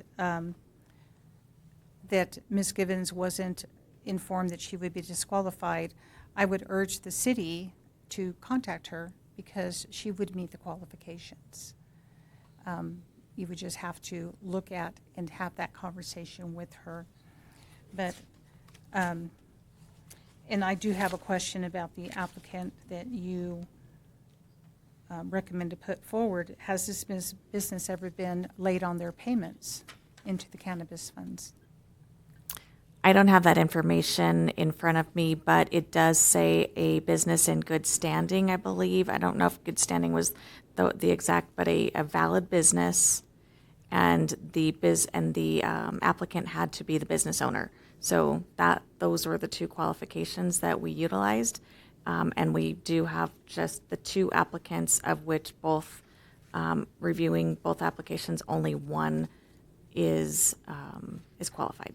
It's okay, but it is my understanding that the second one is qualified as well, and I'm asking that we re-review that and have a conversation with her before we make a decision. I can ask staff to that has reviewed the actual business, the business owner information, to provide some information. So originally, whenever the applications were received, for the initial application of whose names are on the license themselves, I have it right here in front of me. The title for Quality Life Incorporated, the CEO, CFO, Secretary was listed as Michael A. Wilhoit. Ms. Givens was not listed on there. We have been told, after we contacted the state to get definition of it, they had the exact same application we did. There was a filing that Matthew, that we looked up, that she was added to it as the CFO. But the original applications that are on the permit themselves that the city issued, on day one, it was only one owner. The sole owner is Michael Wilhoit. So in order for someone to get added to a license, they have to pay the $18,000 application fee to go through to get a name added onto that license. So as the city manager was discussing, we have been having conversations internally, and I'll take that part. I did not call Ms. Wilhoit or Ms. Gibbons and let her know of the decision, But the only other alternative is they can pay the $18,000 for her to get added to the license, which I just got all that information today. So we can notify her of that and let her know. But I don't know her strong desire to pay that to get onto the Well, I'm not here to discuss application. that. I was just, wanting to ask these questions. Yeah. But that's all for right now, Mayor. Thank you. Thank you, Mayor Pro Tem Rose. Councilmember Noble? Thank you, Mayor. Just a couple of questions along the same line as Mayor Pro Tem. The applications, I am looking at two different types of application. The very first one was Mrs. Hawkins, the type of questions that were answered on hers, and then the other application based on the street committee and all that, that is not in the first application at all. And so my question would be is, how did one applicant get an application this type, and then the other ones get the one that was kind of not in order with various questions? I will need to get in touch with the applicants to ask how they obtained. I know that we have the applications available on our website. I believe that we talked previously about there being some confusion about where to get the applications. We were streamlining that process. I don't have the details of how this was obtained, whether they went to the website, whether they found another location, or whether they took a former application that they had filled out and copied and pasted, which I've seen common practice, to where people may have had a discrepancy and not realized that it was a different application in the detail. So I would have to get in touch with the applicant that had the streets committee reference to determine what their source, how they went about the application process. Right, and the other question I would have is, based on the application that I'm looking at, and then looking at the other three, it doesn't mention any of that that's at the top heading portion where it talks about the district resident 1, 2, and 3, but it doesn't also mention the cannabis benefit promotion committee, if it's a resident or if it's a business. I assume that she was a resident based on the application and not a business. But then that was my... There was a question on that, and that's where we did validate that applicant was a resident. Okay. Yes. And then my other question was the business owners, and you said that there were some qualifications on why and why not. What were some of the disqualifications on some of those business owners? What would be a disqualification? Not being listed as a business owner. Not being listed as the business owner. So the applicant was not the business owner listed on our documentation. Okay, so not your question on the givens, but on this other one. So we're saying that this other person Is listed as the business owner. Okay. Yes. Got it. Okay. Got it. Thank you. Thank you, Councilman Noble. Councilmember Hernandez. Now, the way this committee is supposed to be formed, it says 2 staff and then 1 resident, that's 4 people. Yes, that is So correct. where's the odd vote? May I ask? It is interesting. I wasn't on the initial conversations. saying, This was so- underway when I started. So I would like to defer to the city attorney to see if he has additional information, because I don't have that. The council structured it this way earlier this year. This was most recently revisited back in May. The council set it up even as I recall, it was to ensure, with a goal of unanimity on the recommendations coming to council. That may be tough to achieve. But the other element, as I recall, was that the council was adamant that it's not, whatever the committee recommends isn't the final decision. It's coming to the council. Because only the And- council can spend money. And that I understand. But the council So chose if not to it's make it too- odd. We too- could still revise it, though. Yes, I was just going to make that same You know, it recommendation. makes more that we sense to have. could update for one staff member if Yeah, council desires. not, I mean, Yeah, I mean, the council could it's certainly more revise it. decision making. And if the Not council, just that. yeah, no, the council could revise the policy to have an odd number, which would force there to be a recommendation up to council. Still, the council has to vote to spend public Right, money. If we were looking at revising the policy, the council could also look at broadening the business owner element to include, for example, business owner or business manager, an option. Or a grower. Well, growers are business owners. Dispensary. So, or one each, one grower, one of the And, you know, growers and one one in of the the retailers. dispensary.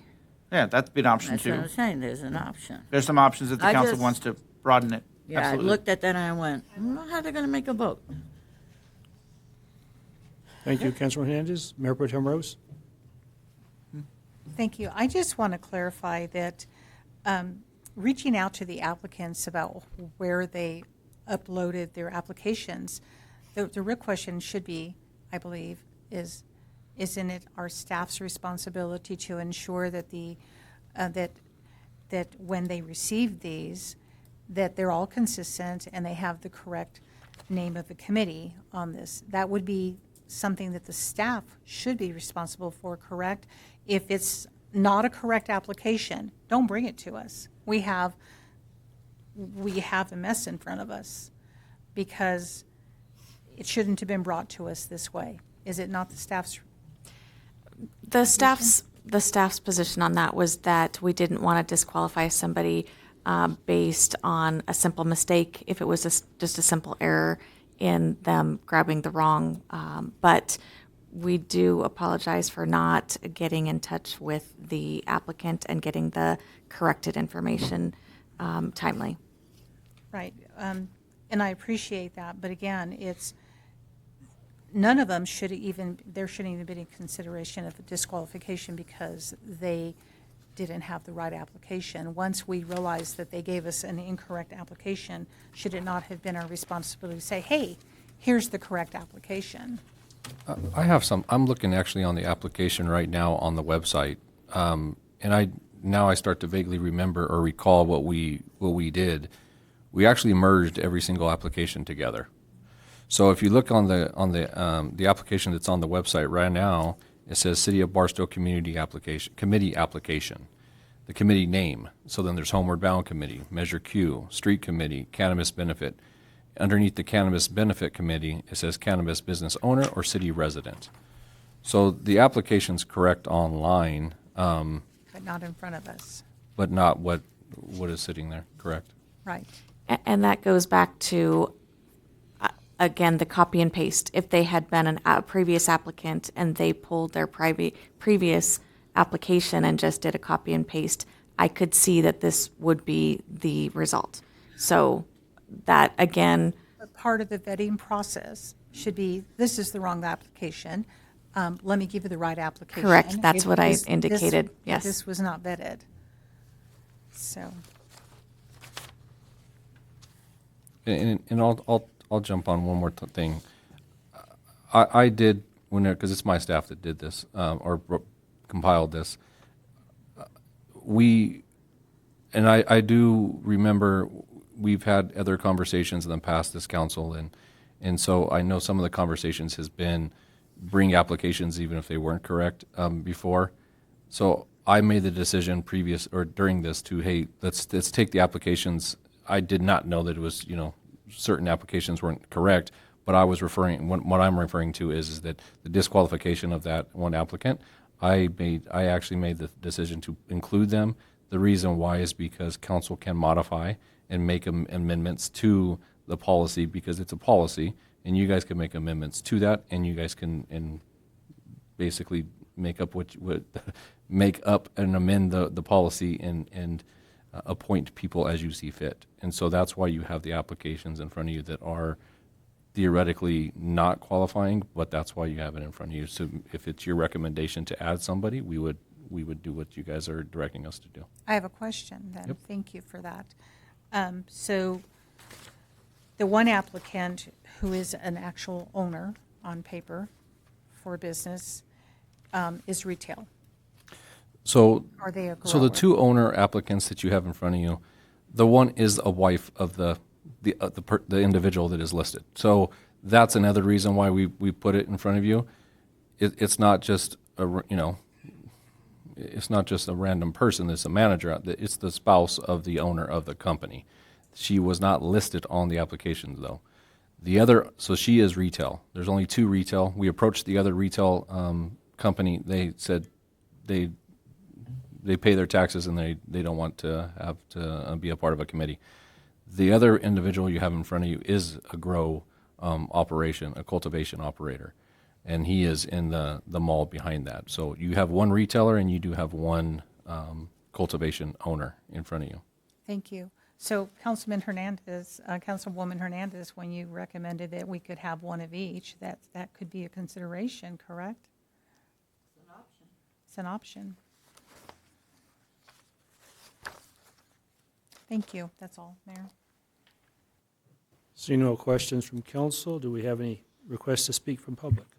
Yes, we do. Mike Hernandez.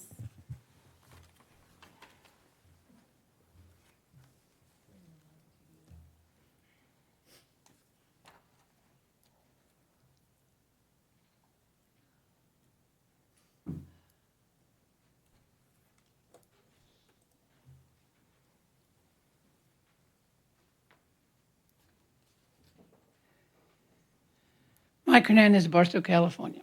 I'm sorry, welcome, Mr. Hernandez. Thank you, sir. My honest opinion, I think it should be like the street committee meeting. 2 council people, 3 from the public. Nobody from business. There's a conflict of interest when a business owner gets to vote on how that money should be spent, especially when they're the ones providing the money. To me, that's a conflict of interest. If you're providing the money, why should you have the right to spend it or make suggestions to spend it? There's no other people like that in Barstow.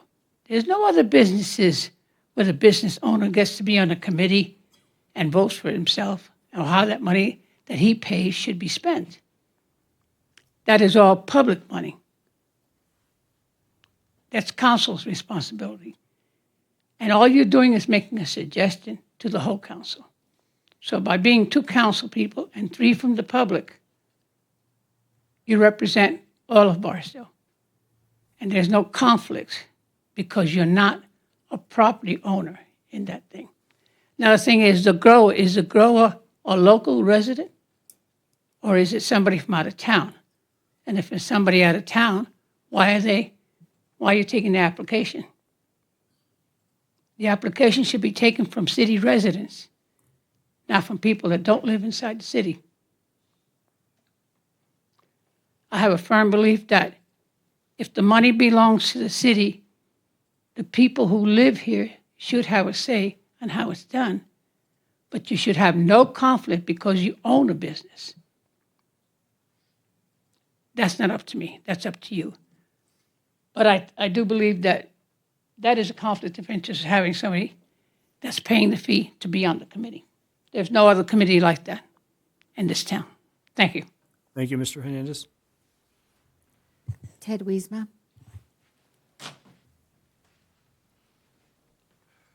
Welcome, Mr. Wiesma. Thank you, Mr. Mayor. Back again here.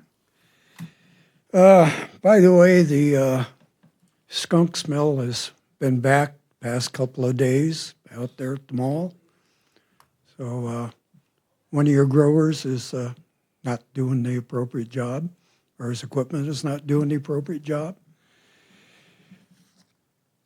Legal counsel in a previous meeting said that there's no conflict of interest between a husband and a wife serving the city if they're not in control of each other or on the same committee. And yet that issue was used against the person, denying them the chance to serve this community. I think that's highly inappropriate. I sincerely hope I can get an honest and direct answer in the choice of the individuals that you've recommended, that this criteria about marriage and being on another committee was not used in making that decision. Because I think that's highly inappropriate and not the way that it should be done. Regardless of that, what I have here is, I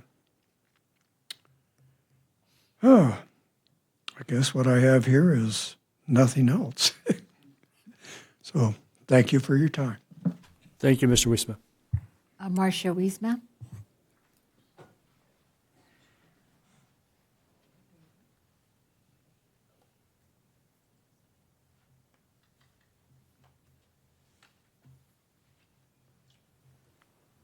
Welcome, Mr. Wiesma.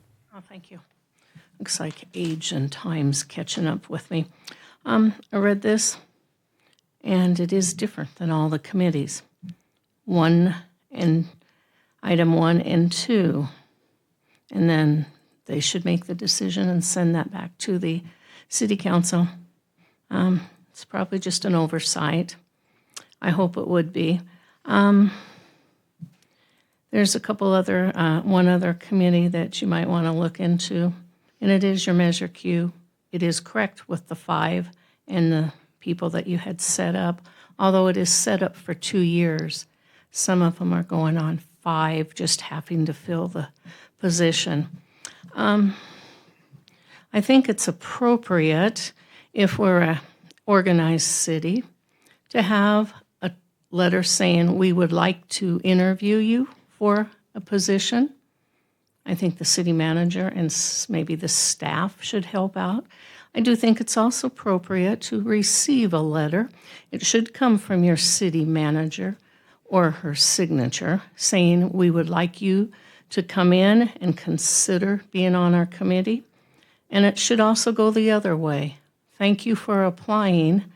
However, it didn't work for you. It'll come back next time. I think that's something you should do. And what I'm wondering also, it does not say how long you will serve on the committee and how many meetings you will have. Is it once a month, once a quarter? A lot of this was left off. Thank you very much. Thank you, Mrs. Wiesma. That is all the speakers we have, Mr. Mayor. Any further questions? Mayor Potem Rose? Thank you. So, Matthew, I would like to hear it from you again. If the council were to select Ms. Wiesma, there is no conflict, correct? Regarding her service on And- both the Measure Q committee She's not on and, this. she resigned from Regarding that, her right? husband serves on a different committee. Her husband on the, yes, that's right. Mr. Wiesma on the Planning Commission and Mrs. Wiesma on this committee would not be a conflict of interest because they're two separate committees with two separate jurisdictions. Thank you. And my other question would be that a business owner that puts money into this fund, making a recommendation to the city council would be more of a vested interest versus a conflict of interest. Is that correct? Correct. It's not a legal conflict of interest if the council so designates the opportunity for a person who pays into the fund to make recommendations on how the money is spent. Because the money is not flowing back to them, they're not spending it on themselves, and it still comes to council for approval. Correct. Thank you.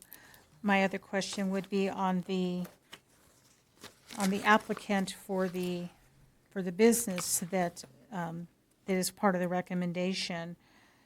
I don't see how many years he's actually lived in Barstow at all. I believe that applicant is not a city resident, and that's not required under the current policy for the business owner slot. Correct, but on the other applicant, has lived in this community and did fundraising.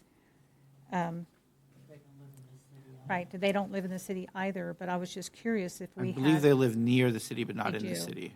And for 29 years, they Right. had vested in the city. Correct. Okay, thank you.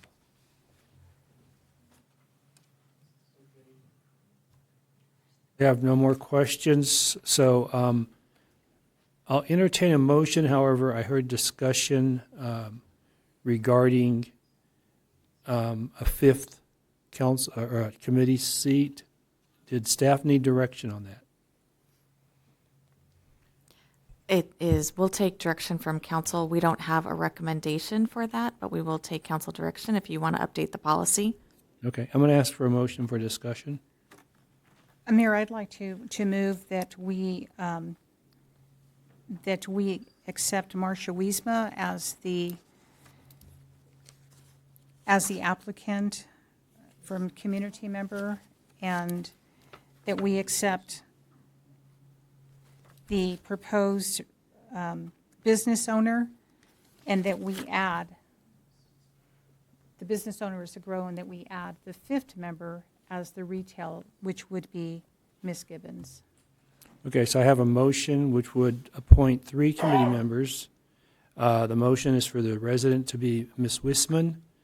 The business owner retail would be Ms. Gibbons, is that correct? Is that Correct. Okay, and then business owner as a grower, Mr. Man, I have to see it to say it. Mirzabegan. Okay, so is everyone clear on the motion? And staff would recommend that the motion could also include direction to staff to revise the policy to match and bring that back on consent next time. Correct. Do I have a second? Okay, not getting a second, the motion dies. I'll entertain a motion for discussion so staff can be clear on where the council wants to go with this. I have a motion by Councilman Noble for discussion. I have a second by Councilmember Hernandez. Would anyone like to speak on discussion to give staff direction on how to bring this back?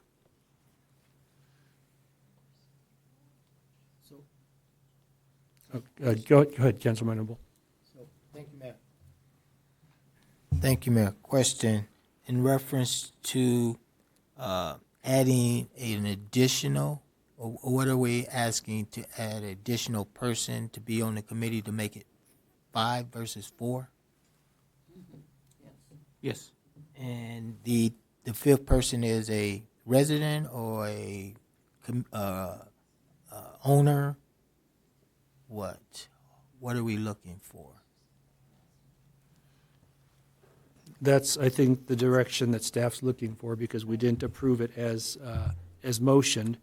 So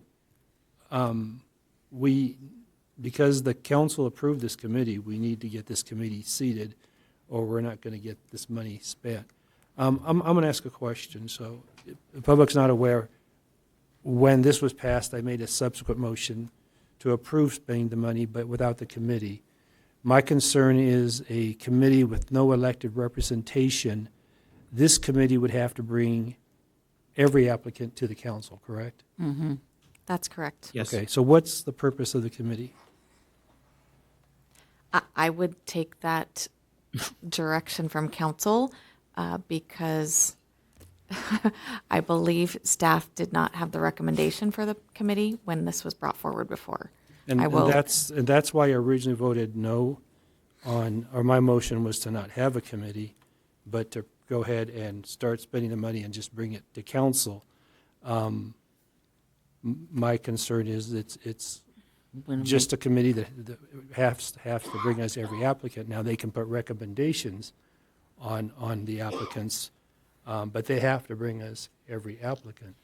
That's correct. So what I'd like to resolve tonight, because I want to start spending this money, is when the subsequent motion didn't pass, we went back to the original motion, which was to vote yes with the committee and spending the money.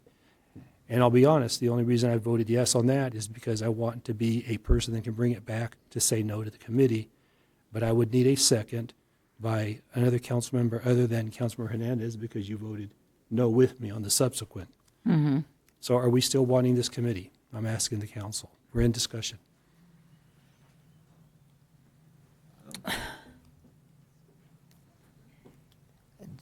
based on what I'm hearing right now, I don't think we need a committee.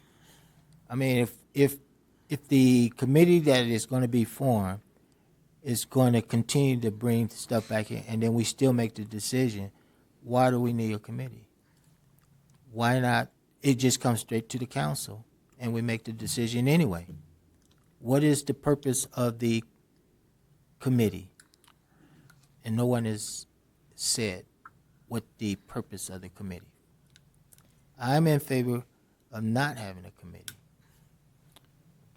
Okay, is that my second to bring it back? Yes.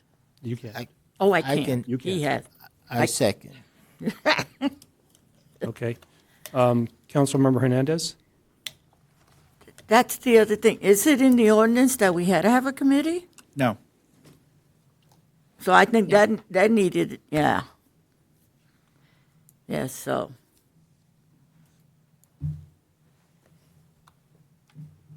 Thank you, Councilmember Hernandez. Mayor Pro Tem Rose?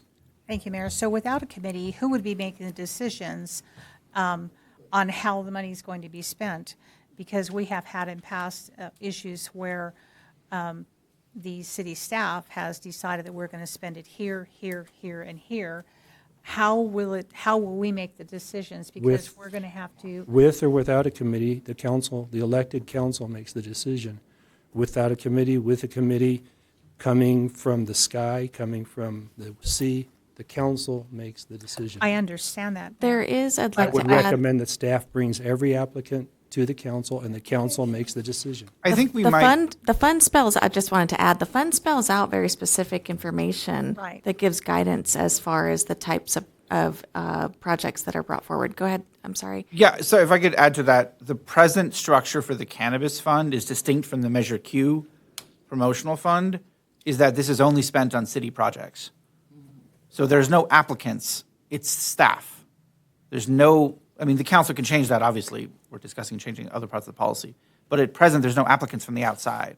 Correct. The council previously created the committee because there was concern from many in the community and some on the council that some projects brought forward for recommendation by staff to the council for spending out of the community, the cannabis funds, were inappropriate uses of the funds, and the councils created the committee to solve that problem. That's one way to solve the problem. We're discussing another way to solve the problem, which would be not to have the committee and instead to rely on your professional leadership to bring forward appropriate recommendations, still to come to the council for approval. My recommendation is still that the staff brings every application to the council. If they feel the application does not qualify, I would recommend they bring that with a recommendation not to approve and as to why they don't qualify. Mayor, if I could These are jump in, not there's no applications. No applications. So I just wanted to read from the actual policy. We have it spelled out, city projects of new equipment or structures or restoration of existing public facilities. Example, city roads, sidewalks, infrastructure, parks, city-owned buildings, including but not limited to the Cora Harper Fitness Center, Dana Park Building, Alville Swimming Center, Henderson Pool, Robertson Sessions Sports Park, and Harvey House. And then the next section is city-sponsored events, events organized, sponsored, and permitted in whole or in part by the city or any department of the city. And it goes on to even talk about events sponsored by the Community Benefit Program funds cannot be funded by other city funds. But it's very specific in the policy as to what the types. So I support as a staff member that staff just bring these items to council to make these decisions. Okay, well, we have the second. You'll have to bring it back on the next agenda because it wasn't agendized tonight. Correct. So do this without committee. I don't see any other requests to speak. So with that, we complete our business action. We will go on to public safety updates. Mayor, if I could just confirm, we have consensus to bring it back, or at I least received three. a second from Councilmember Noble, yes. Okay, we got a second and a third. Okay, thank you. No. I can't. It's just direction to bring it back. We didn't get a motion to approve. We didn't get a motion to deny. No motion So we're to approve, getting no motion to direction. deny, no motion to appoint. That got a second, and then direction to return. Okay, agreed. Thank you. Okay, public safety updates. We'll go to the police chief first. Police Chief Kirby. Mayor and council, I would just like to take the opportunity to invite you and the community to Coffee with a Cop. We're holding that at the Starbucks on East Main, 1540 East Main, because there's two on East Main, on October 15th from 7:30 in the morning until 9:30. And I have no other report. Which one was it again? The address 15? Okay. That's it. Okay. Fire Chief Cisneros? Good evening, Mayor, Council, and community. Just real quick, I just want to appreciate your guys' support on item number 12 tonight. It's really going to enhance our training revenue and cost recovery on already stuff we're already accomplishing as we are. So basically just paperwork process for cost recovery. Also want to thank you guys in the community as well as the community support for the tragic incidents we've occurred the last few weeks. Your first responders have been pretty busy with the Swiftwater occurrence as well as the major structure fire on Main Street. With the assistance of PD and ourselves, our troops have been pretty tasked. So we appreciate your guys' support throughout the community and as well as the community support on the Swiftwater occurrence. Besides that, that's the end of the report. Thank you. With that, we'll move on to council committee reports. Councilmember Hernandez. Happy to report there are none. Councilmember Noble. Thank you, Mayor. I don't have any reports. Our next military affairs meeting is 14 October, and that's at Los Domingos, and that's at 8 o'clock. And then the next VVTA meeting will be on the 27th of October, and that'll be in Hesperia. And that's all I have. Thank you, Councilmember Noble. Councilmember Williams. None. Thank you. Mayor Pro Tem Rose. Mayor, I'll defer to you. Thank you. On September 30, I attended the street committee. And street committee, we received project updates for the streets that will be starting. On 9/11, I attended the SBCTA COG meeting in Hesperia. On 9/16, attended the Barstow Chamber of Commerce meeting. On September 19th, I attended the SBCTA Mountain Desert Policy Committee, where we approved the funding for the Rimrock Street project. And then that went on to the consent calendar on 10/1, which I attended the SBCTA Board of Directors meeting. And being on consent, the funds for Rimrock Road passed the Board of Directors. On 9/30, I attended the Rules and Policy Committee meeting, which was agenda item, the only thing we had, which was agenda item. It was on the agenda tonight. I forget the item number. 16. Thank you, Mr. Summers. And that is all. So with that, we will go on to business of the council. Councilmember Hernandez. First of all, I want to honor the fact this is Hispanic Heritage Month and to thank all the individuals in this community of Hispanic heritage, whether you came from the Caribbean, Central America, South America, or the Southwest. We have all contributed to this community and made Barstow a better place. Families that came from New Mexico and worked on the railroads, and those now that come from Guatemala, El Salvador, Nicaragua, you are all appreciated and welcomed. And thank you for your labor. Next, I wanted to know the status of the Cora Harper Center, because everybody keeps asking, when is it going to be opened back up? Since it is the largest facility in this community. And I have an issue with traffic. In this community, you residents out there, you do not pass people on one-lane roads. And I had that happen twice, on Lillian and on Mountain View. One lane. Luckily, no one was crossing the street. And then on top of that, I'm on Mountain View, and somebody's coming up 7th Street. They're at the stop sign. I am going along, and those people almost hit me. The minute I got to the 7th, they came straight for me.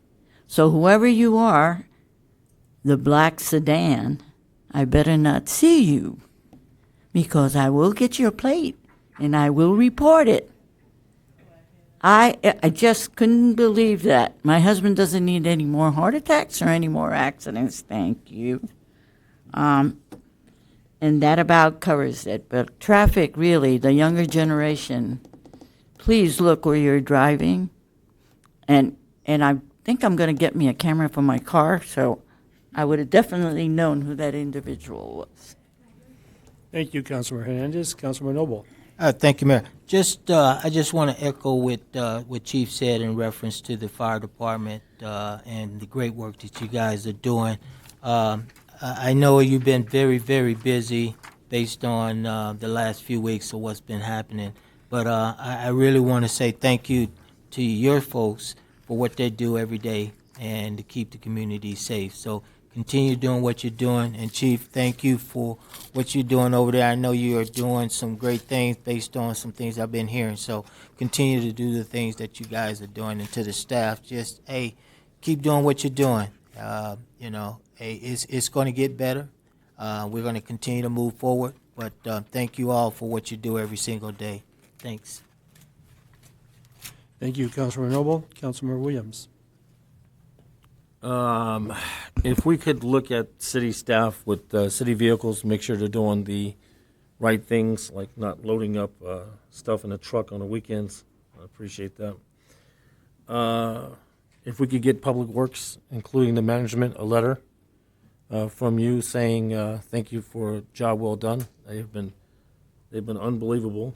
Yes. I will be having two town hall meetings coming up, one with the fire chief, one with the police chief separately. That date will be announced soon. So Mr. Brown, I'll give him a week maybe. I'll stay off of it for a week. I'm not always correct. I am a bad boy. I do have some issues. I'm not a politician. I understand my issues with Facebook and my anger and my temper. Sometimes it gets the best of me. I'll try to control that. But I am who I am, and I'll continue to work on myself a little better. But it's used as a tool to communicate back to the public, and that's what I'm going to do with it. So, with that said, I appreciate it, and that's all I have. Thank you, Councilor Williams. Mayor Pro Tem Rose. I just want to say that most of this council is heading down to the League of Cities, where we're going to get some really good training, and I look forward to what we're going to bring, what we're going to learn, and what we can bring back to our city. And with that, thank you. Thank you, Mayor Pro Tem Rose. Okay, so just some things I did that were not committee meetings. On 9/13, I went to the building dedication of the Wellness Center for Dr. Ted Baca at Barstow College. On 9/18, I spoke to 5 classes at Barstow High School, Mr. Castaneda's entrepreneur class, and how teachers still have a voice at the end of the day. Let me know. On 9/23, I attended the Main Street USA committee meeting, just trying to get a heads up on what's going to be happening this Saturday. 9/24, there was a mayor's forum put on by the Builders Industrial Association, the BIA. I attended that. On 9/30, I attended the mural dedication on Main Street. On 9/13, I attended the Barstow College Foundation fundraiser dinner. And on 9/30, I attended the Kiwanis installation dinner. There was a Kiwana missing there. I just want to address a few things brought up by the public and public comments. What constitutes an after-hours call? This is on animal control. I believe any dangerous animal, but if you could get back to Ms. Tank on that, I believe it's considered a dangerous animal. They're going to call the PD, not the Humane Society. Mr. Pack brought up about a plan, and maybe not everyone attends the town halls. Maybe we can give an update here at the city council where we're at with the specific plan, just so people realize there is a plan. We'll be providing public information once the EIR is released for public review and the 45-day public comment period. Okay. We're targeting that soon, and once it's out, we'll release that. When we have public get up there and announce, like Mr. Pack did, they think we're working blindly, that there's no plan. So it's, right, it's very, I understand it's a lot of pages, so. I thought I had more. Okay. No, I've got well, the timer's not on. My apologies, Mr. Mayor. That's okay. Now, I'll just stop there in case it has been 6 minutes. And with that, we will move on to the often forgotten city manager's comments. Thank you, Mayor, members of the council. My first update is actually in response to Councilwoman Hernandez's request for an update on the Cora Harper Center. The HVAC remodel started on September 25th. The demo started last week, and the total project is still estimated to be done, completed mid-December. So it is underway. The next update is just on our brief update on our sewer master plan. Corolla Engineering is working on the city sewer master plan. They have given preliminary reports and received comments from staff. We anticipate an updated report in the next few weeks, and there will be more of an update coming soon. Last week, the Solar App Plus automated platform was launched for residential solar permitting. It is a pilot program that went live and is going to be in the test phase for a few weeks, and that is an online automated residential solar permitting process to streamline the process. Currently, staff is coordinating. I think if you looked at the check register, you saw the First Avenue Bridge payments on there. Staff is working with the Department of Transportation, the San Bernardino County Transportation Authority, and the CPUC, California Public Utilities Commission, to make sure to finalize all of the documentation in accordance with the Department of Transportation requirements, and anticipate that reimbursement coming soon. We did just enter into an extension based on the previous reimbursement agreement. So that is moving forward.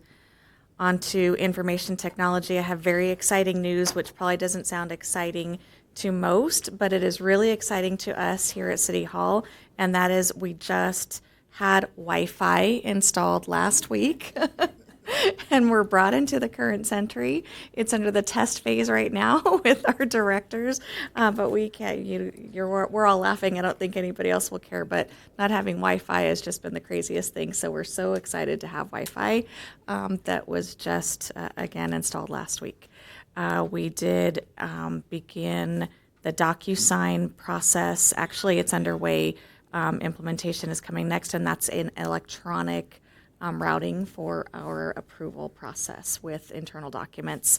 So also exciting. The website was upgraded with the push notification Granicus platform.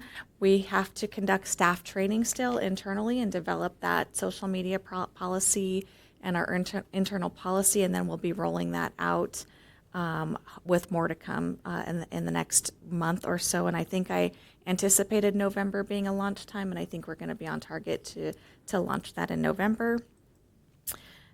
We have on the human resource front a job fair and resource event that the city is going to be partnering with the county on October 23rd to be held at the Harvey House. The city has also entered into an agreement with NeoGov, which is a human resource online platform, to further come into the current century and accept online applications for employment, which we have not had underway. That also gives us the ability to have a further reach, to reach further applicants and have more presence with the government community and solicit additional applications. And And lastly, I'm going to just respond to a couple public comments. One was asking about our credit card and merchant fees, which we just internally started having those discussions and looking at what our credit card fees are and our merchant fees and passing that on. And so we're evaluating that. And I thank you, Mr. Hernandez, for bringing that comment up and to be able to give the opportunity to let the public know that we are, as staff, looking into those processes now. And lastly, I will ask Director Harris to provide a response to the TOT public comment from Mr. Hernandez. Yes, there was some question regarding the quarterly payment for the Marriott agreement. And I believe it was page, I think it was 126. Thank you. Page 126 has the reporting for our Marriott agreement. And I wanted to call to your attention that the method that this is laid out is reflected to the number of agencies that are existing out there at the Marriott. So we have Town Place and we have the Fairfield Inn, which are both registered as separate entities. So quarterly, we receive payments from each one of those entities individually. And so when you see two payments there, it's not just 2 months. You've got one payment for each agency for 3 months. And together, that combined total is the entire amount that's been remitted by the Marriott agreement for the reimbursement amount. So there's two hotels that are existing at that location. So it is a little bit confusing by looking at it in this format, but each one of those line items reflects 1 quarter of activity. Thank you. And that concludes my report. Thank you. Okay, we've got 2 minutes, so we don't have to suspend the rules. So, but real quick, before I adjourn, I just want to, on one thing I said earlier about working for Mr. Pettit for 50 cents an hour, that was the late 60s, early 70s. That was a very generous wage. I wasn't, okay. So by consensus of the members, without objection, this meeting will be adjourned at 10:58 p.m.